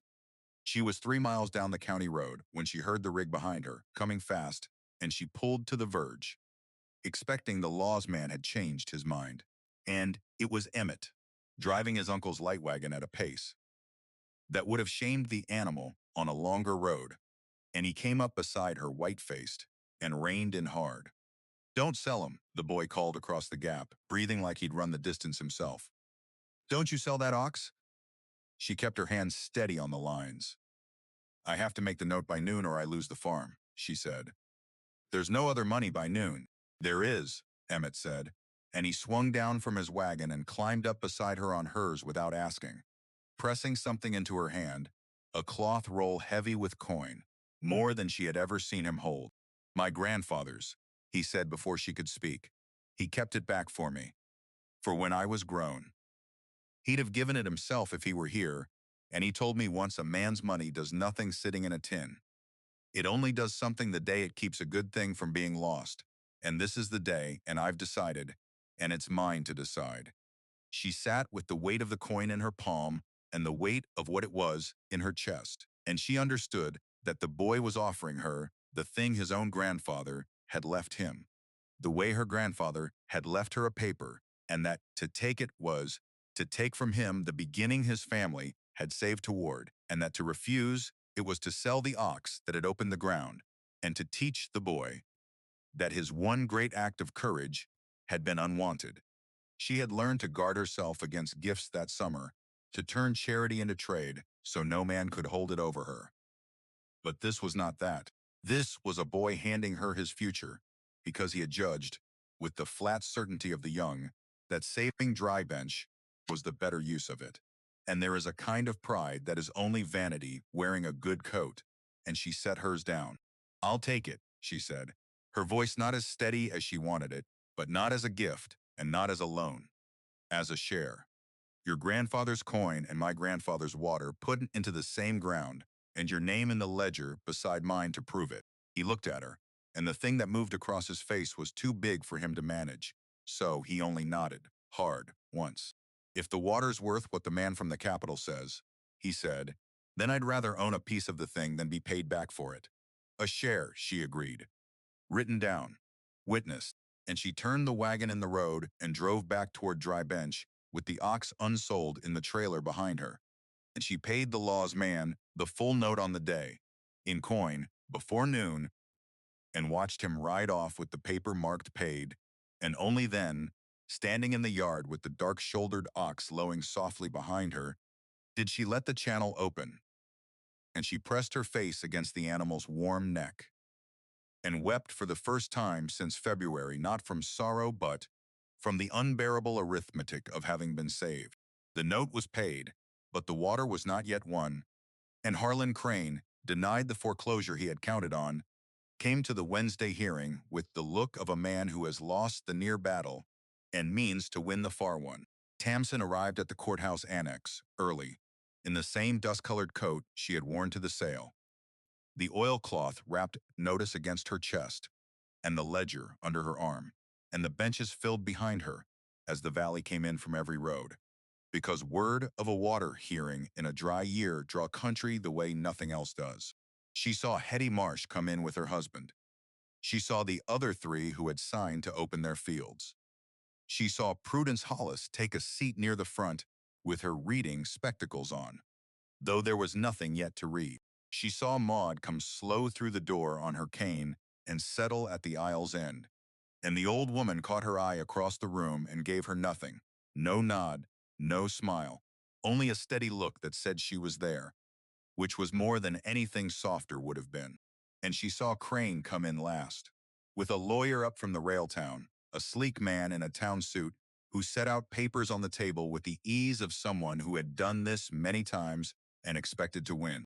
Josiah Frame took his seat behind the ruling table without ceremony and called the matter of the Sable Creek water, and the lawyer for Harlan Crane rose first. And he was good. Tamsin gave him that. He did not deny the Calder filing. He argued instead that a right filed and never exercised was a right abandoned, that the Sable Creek Spring had run dry for 30 years by the county's own assessment, that a water right attaches to the beneficial use of water, and where there is no water, there can be no use. And where there is no use for 30 years, the right lapses to those who would put the creek to work. He laid the assessor's marks on the table, the two flags for spent soil and want of water, the very papers that had once been used to press Tamsin towards selling. And he turned them now into a weapon, arguing that the territory's own record proved the Calder right had died in the dry years, and that Harlan Crane, ready to dam and use the creek, held the better claim by the plain logic of use. It was a clean argument, and Tamsin felt the room shift toward it, felt the benches begin to believe that a right you cannot use is a right you have lost. And she understood that the paper her grandfather had filed was not, by itself, enough, that a document is only as strong as the story a person can tell around it, and that she would have to stand and tell it. Frame turned to her and asked whether she had answered to the argument, and she rose, and the old fear came up in her the way it had in the sale yard. But she had learned that a body can be afraid and move forward in the same breath. That courage is not the absence of the shaking, but the decision to speak through it. And she spoke. She did not begin with the law. She began with the ledger. She opened it on the ruling table before the commissioner and showed him her grandfather's careful hand. 30 years of it, the weights and the feed prices and the observations, and then the loosening entry near the back. And she read it aloud. Find the heaviest ones with the slowest feet. Put them back on the hill. And she told the room what it had cost her to understand it. The right was never abandoned, she said, her voice finding its footing as she went. My grandfather used that water every day of the 30 years the assessor calls dry. He used it the only way a man can use water he cannot reach. He walked that ridge every morning of his life, looking for the outlet the ground had sealed. He kept the record. He filed the claim. He raised the stock, and he kept the ground, and he waited for the season a Calder could open it again. And a right held in trust across a hard season is not a right abandoned. It is a right kept faith with. My grandfather never stopped using that water. He only had to wait for hands strong enough to reach it. And the day I plowed that basin and the water ran, I did not create a new right. I finished the use he began the year I was born. The room was very quiet. Frame looked at the ledger, then at the notice she laid beside it, then at her. You say he used water he could not reach, the commissioner said. That is a fine thing to say. Can you show it? And she called Hetty Marsh, who rose without being asked and told the room, in her plain way, that her own grandmother had spoken of the Sable Creek Spring watering half the East Valley, that the Calders had run water in living memory, that the drying was a thing that came slow and was mourned by everyone old enough to remember it running. She called Prudence Hollis, who testified that Ezra Calder had bought spring fitting and channel iron from the mercantile as recently as 5 years past, that a man does not buy channel iron for a spring he has abandoned, that Ezra had told her more than once he meant to open the upper ground before he died, and had only run short of the strength for it.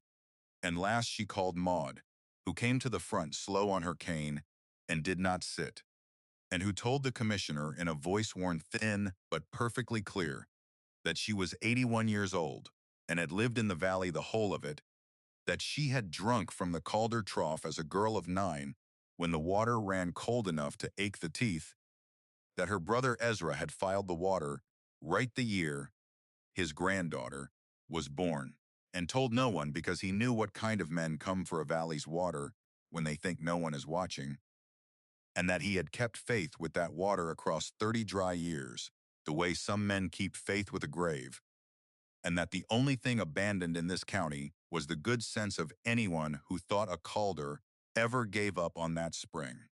Then Maud turned from the commissioner to the bench where Crane sat, and she looked at him the way only a very old woman who owes a man nothing can look at him. And she said the thing that broke the room open. Ezra knew your grandfather, Harlan, she said. He knew your father. He watched your line come into this valley, buying up what better men were forced to sell. And he filed that paper to keep one creek out of your hands when he was gone. And he'd have laughed to see you spend 20 years and a fortune to prove him right. You didn't lose this to a girl and her oxen. You lost it to a dead man who saw you coming before you were born. Crane did not answer her. There was nothing in the law he could say to it, and he was too intelligent a man to try. And Tamsin watched him sit under the weight of a thing that could not be argued, the recognition that he had been outmaneuvered not by luck, and not by a summer's work, but by a patience longer than his own greed, laid down by a man he had dismissed as a stubborn failure. Josiah Frame ruled from the table that afternoon, without adjourning to consider it, which the older heads in the room said afterward they had never seen him do. He held that the Calder appropriation was senior and valid, that a right kept in continuous intent across a period of physical drought was not abandoned, where the record showed ongoing effort to restore the use, that the ledger and the testimony together established that intent beyond question, and that Harlan Crane's dam application, insofar as it would impair the senior Calder right, was denied. He held further, and this was the stroke no one had seen coming, that the beneficial use Tamsin had demonstrated, the opening of sealed ground to restore a spring, was a use the territory had an interest in seeing spread, and he entered her method and her testimony into the permanent record of the district, so that any farmer in the county might apply to have his own sealed ground assessed under the same principle, which meant that the thing Crane had wanted to own, the valley's thirst, had just been made by law into a thing no man could own at all. The room did not cheer. It was not that kind of room, and they were not that kind of people. But something moved through the benches like the first give of ground under a plow, a long-held breath let out across a whole valley, and Tamsin stood at the ruling table with her grandfather's ledger in her hands, and understood that she had not only kept her farm, but had turned the weapon of a ruthless man back into the thing that had beaten him, and that the water her grandfather filed on the year she was born would now run wherever in the county a person had the patience to open the ground for it. Crane's lawyer gathered his papers in silence. Crane himself sat a moment after the ruling, and then he rose, and instead of going to the door, he crossed the emptying room to where she stood, and the valley watched him do it. And no one could have said what he meant to do. He stopped in front of her, and he was not the man who had taken the trumpet in the sale yard. And he was not the man who had come to her gate carrying a wager.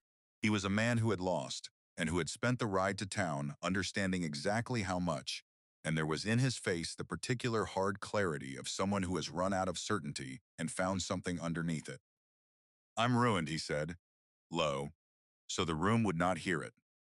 "Not all the way. But the reservoir I've half built waters nothing now, and the ground I bought I can't use. And I went into debt for both, against a valley I was sure would stay thirsty." His mouth moved, the not-quite smile she had seen at his own gate. "I bet everything I had on this country staying dead," he said, "and a dead man and his granddaughter proved it was only sleeping." She did not soften. She had decided months ago that she would not pretend a thing was fine that was not, and she looked at him level. "You laughed at me in front of 200 people," she said. "You bought my debt and meant to take my home. You wagered on a whole valley failing so you could own what was left. I'll not tell you it's all right, because it isn't, and it never will be." But she paused, and she thought of Ezra, who had seen Crane coming and had chosen a paper over a fight, patience over rage. And she thought of the difference she had named to Emmett in the low field, the difference between opening the water to let the valley live and taking it to make the valley pay. "I have a senior right to more water than my own ground can drink," she said. "When the spring runs full, there's overflow the low field can't use, and it does no one good running to the creek unclaimed. You have half a reservoir built and no water to put in it." She let that sit. "If you want to buy the overflow at a fair price, paid over the seasons, to water your own stock through the dry months, I'll sell it to you, the same terms as any man in this valley. Not because you've earned it, because water withheld out of spite is no better than water taken out of greed, and I won't become the thing I beat you by refusing to be. Harlan Crane looked at her for a long moment, and something in him that had been rigid the whole of the years she had known him gave way, not into gratitude, which would have been too easy and which she would not have believed, but into a kind of grim respect that cost him more than any thanks. Your grandfather, he said. I called him a stubborn old fool for 30 years. She held his gaze. He was stubborn, she said.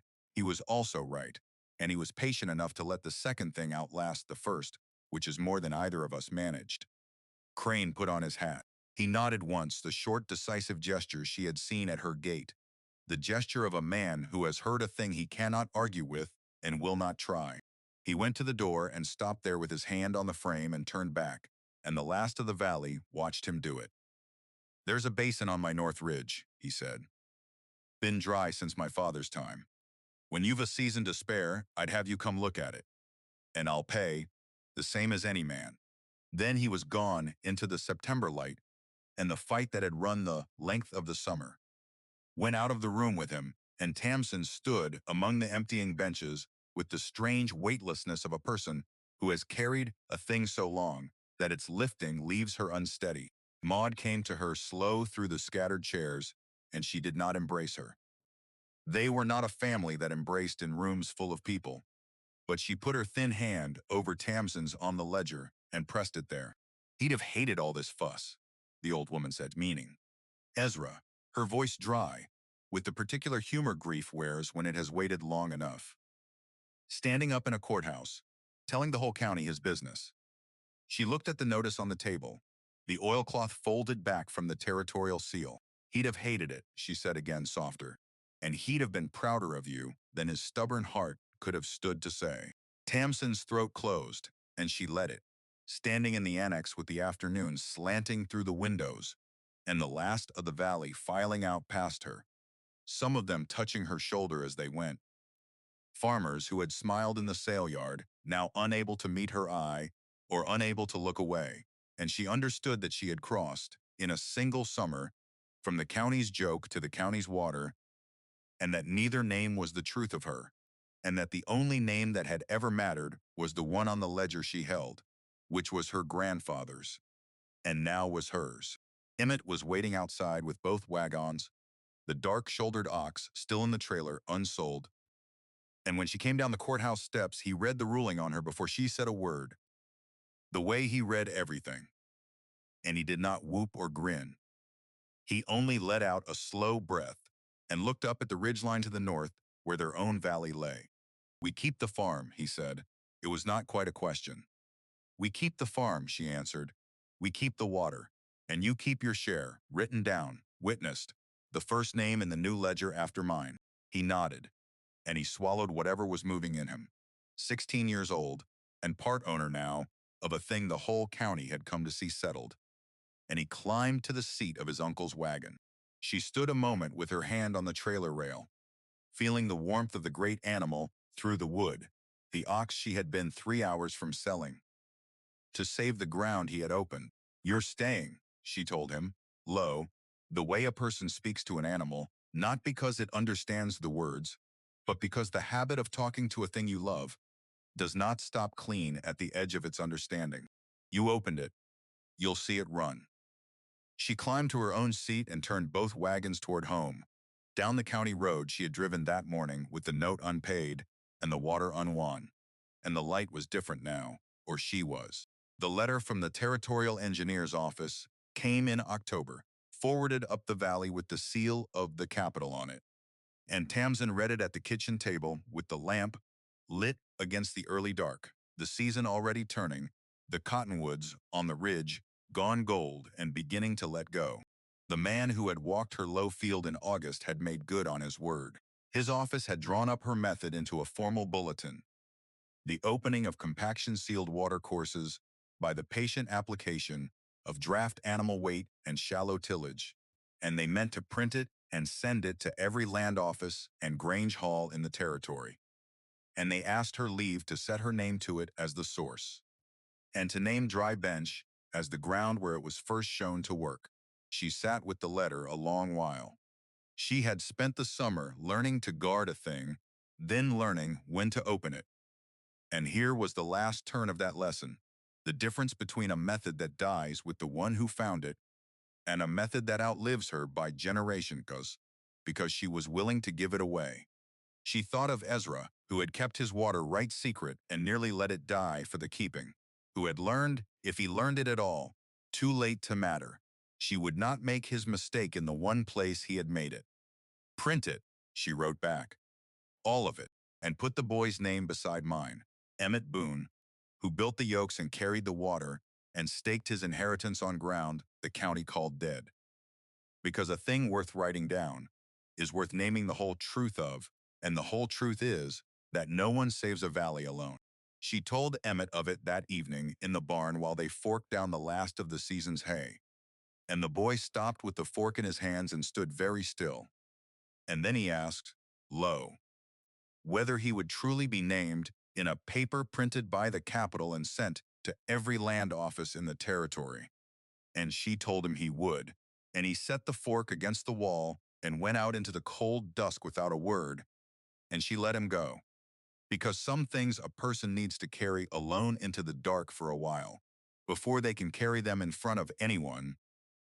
And she had learned that summer what it cost a proud person to be given, more than they knew how to hold. When he came back, in his eyes were red-rimmed in the lantern light, and he said nothing about it, and neither did she, and they finished the hay in the companionable quiet of people who have worked hard beside each other long enough to say a great deal without speaking. And she thought that of all the things the summer had given her, this was the one she had not expected and prized the most. The boy who had come to the gate, saying only that he knew what an ox was, grown now into someone who knew what a thing was worth and what he would spend to keep it. Winter came hard down off the ridge, as it did every year, and the season tested the water the way it tested everything. The flow slowed in the deep cold, as she had known it would, the overflow from the trough forming a thin ice shelf along its downhill edge each morning, that she broke with a stick before the stock came to drink. She woke twice in the black hours to walk out in the freezing dark and check that the channel had not seized, because knowing a thing will happen and not fearing it are different states of the heart. And she had staked a farm and a boy's future and a valley's faith on water that a hard enough freeze could still, at least in her worst hours, take back. But the spring did not stop. Slower, yes, cold enough that the run formed frost along the granite face of the inlet. But the water kept coming, the buried channel, insulated by the earth above it, moving through the coldest weeks of the year, with the indifference of a thing that had been doing this far longer than any single human life, and would go on doing it long after. She wrote it in the ledger, not in her grandfather's style, not the careful permanent notation of a man building a record, but in her own, the notes of a woman still learning what she knew, and using the writing to find out. And the book held twice the pages now that it had held in February, her hand filling the space his had left, the two of them keeping a conversation across the boundary of the frost-hard ground where he lay. Emmett turned 17 in the deep of that winter, on a gray afternoon when the snow lay heavy on the barn roof, and Tamsin gave him a draw knife of good steel she had ordered from the rail town, the first tool he had ever owned that had been bought new for his hands alone.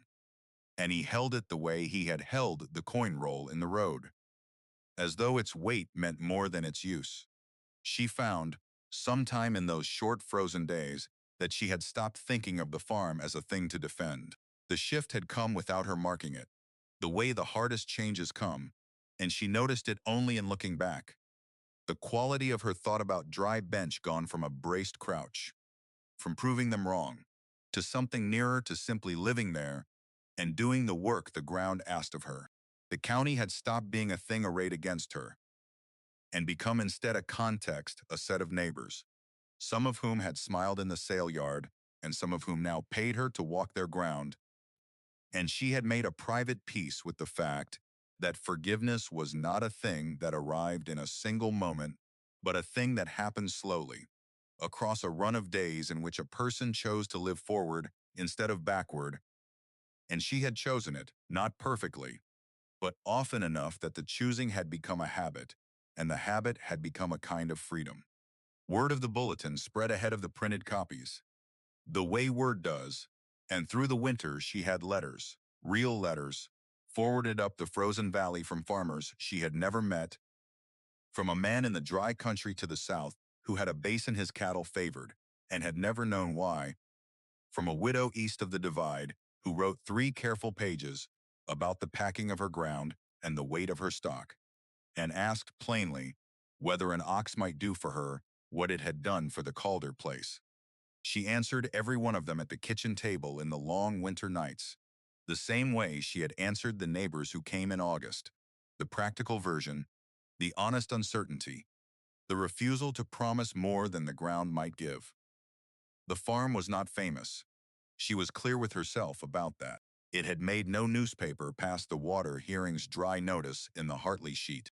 It was a slower thing than fame, moving through the specific channels of people who cared about land and water, and the quiet, difficult problem of how you bring back what has been lost through neglect rather than destroyed outright. But it was moving, and it was moving under her grandfather's name and the boys beside hers, and she found she wanted nothing louder than that. Hetty Marsh's East Field came in that first winter.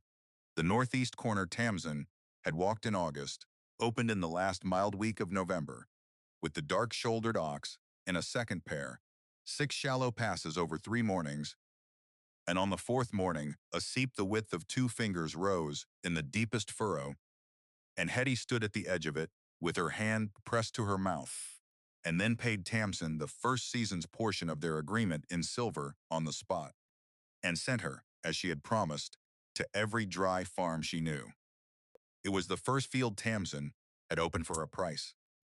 The first proof that the thing her grandfather left her was not only a shield for one farm, but a living she could carry across the whole valley. And she drove home from Hetty's with the silver in her coat, and understood that she would not again be at the mercy of any man who held her debt, that a woman who can bring water to dead it is a woman no dry country can afford to laugh at twice. The bulletin arrived in print in February, a year almost to the day since Ezra died, forwarded up the valley in a wrapped bundle, and she opened it at the kitchen table and read her grandfather's method, set in clean type under her own name and the boys. And she sat a long while with it in the lamplight. There was a plainness to seeing it printed that undid her more than any praise could have. The private thing made public and permanent. The summer's desperate work turned into a page a stranger 100 miles off could read and put to use on ground she would never see. She carried the bulletin out to the barn where Emmett was fitting a new yoke bow with the new draw knife, his hands surer on it than they had been in the fall, and she laid it on the bench beside him, and he read his own name, and he read his own name in print and set the knife down and did not trust himself to speak, and she left him with it and went to break the ice on the trough, because some gifts are best given by walking away from them. The winter broke slow into the second spring, the same cold, reluctant thaw the valley wore every April, the ruts frozen at the bottom, the light coming thin and pale over the ridge, and on a morning, near the turn of the season, Tamsin stood at the stone trough at the mark of a full year and measured the flow, and it ran a third stronger than the first measure she had taken after the plowing. The buried channel opened wider by a year of patient use, the underground finding its way as water always does when a person has the sense to give it one. She did not call anyone. She did not say anything to Emmett when he came at 6 with the coffee flask. She only stood a moment in the pale light with the water running cold and steady over the granite, the sound of it filling the quiet of dry bench, the way it had filled the quiet of her grandfather's whole waiting life. And she thought of the woman she had been a year before, standing in a sale yard with $4 and a ledger held against her ribs, laughed at by a man who was sure he was right. And she thought that the world throws away a great many things that still have everything left to give, and that the judgment of a crowd on a cold morning is never the last word on the worth of anything. Maud came up to dry bench in the second week of May, when the low field had greened in a way It had not greened in Tamsin's lifetime, and the hay she had seeded stood ankle-high, and even across the 2 acres the drainage now reached.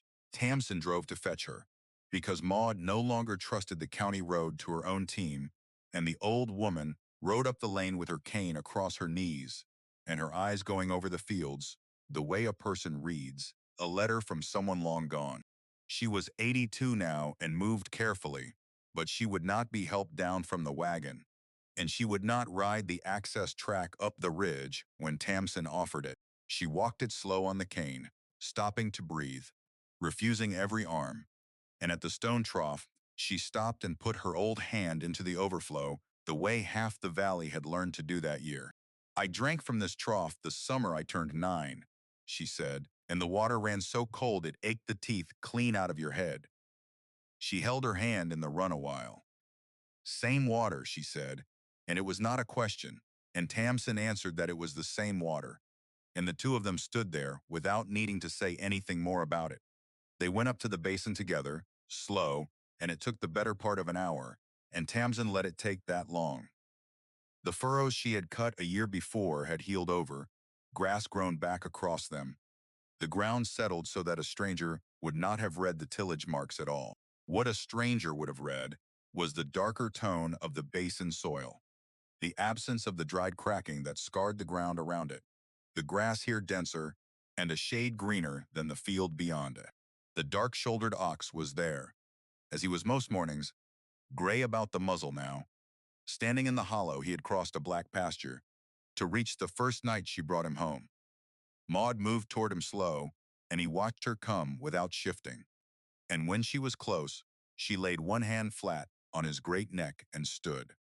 You knew, she said to the animal, which was not so strange a thing to say as it might have sounded, and the ox lowered his head a fraction, which was the thing he did with Tamsin when she stood close, and which meant, as much as anything means between a person and a beast that large, that he was at ease.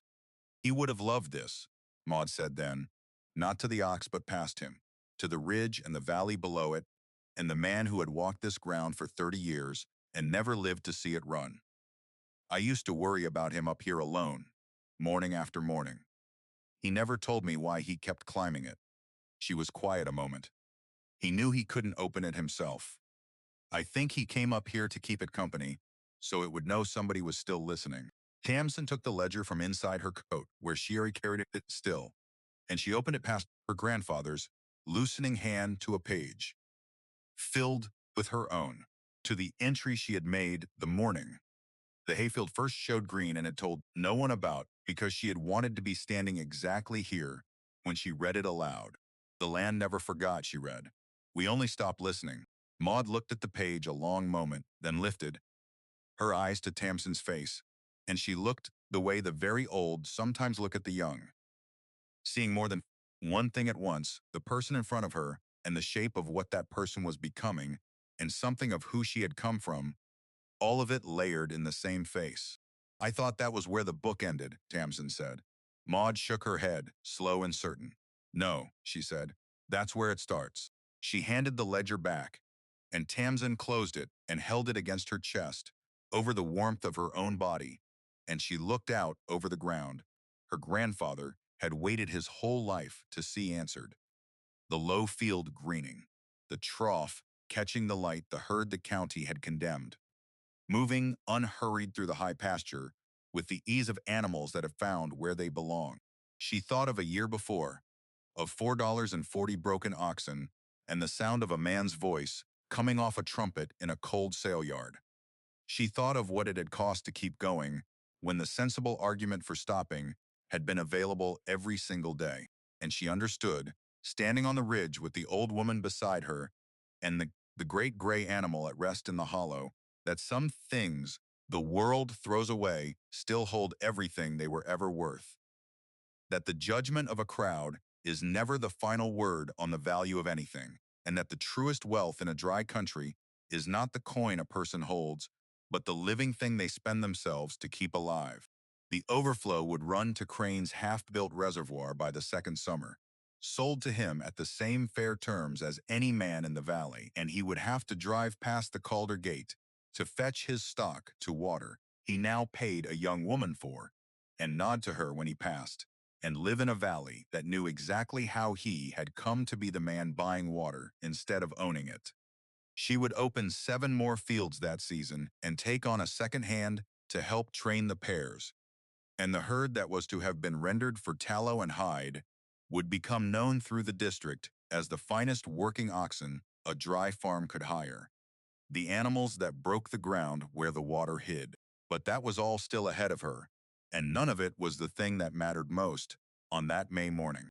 What mattered was the ridge, and the water running cold and steady down through ground that had forgotten it, and the boy who had staked his inheritance on a farm the county called dead, and the old woman who had drunk from this trough as a child and lived to put her hand in it again, and the great gray ox, at rest in the hollow he had always known held water.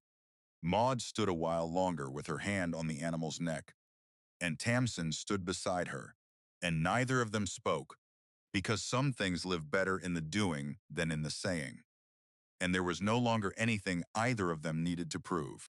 The sun came full over the ridge and warmed the backs of their necks, and down the slope the trough ran on with its small steady voice. And Tamsin Calder stood on the land her grandfather had left her with the deed to his patience in her coat, and no more need to defend a single foot of it having stopped somewhere across that hard and impossible year, and simply begun to live as though she did.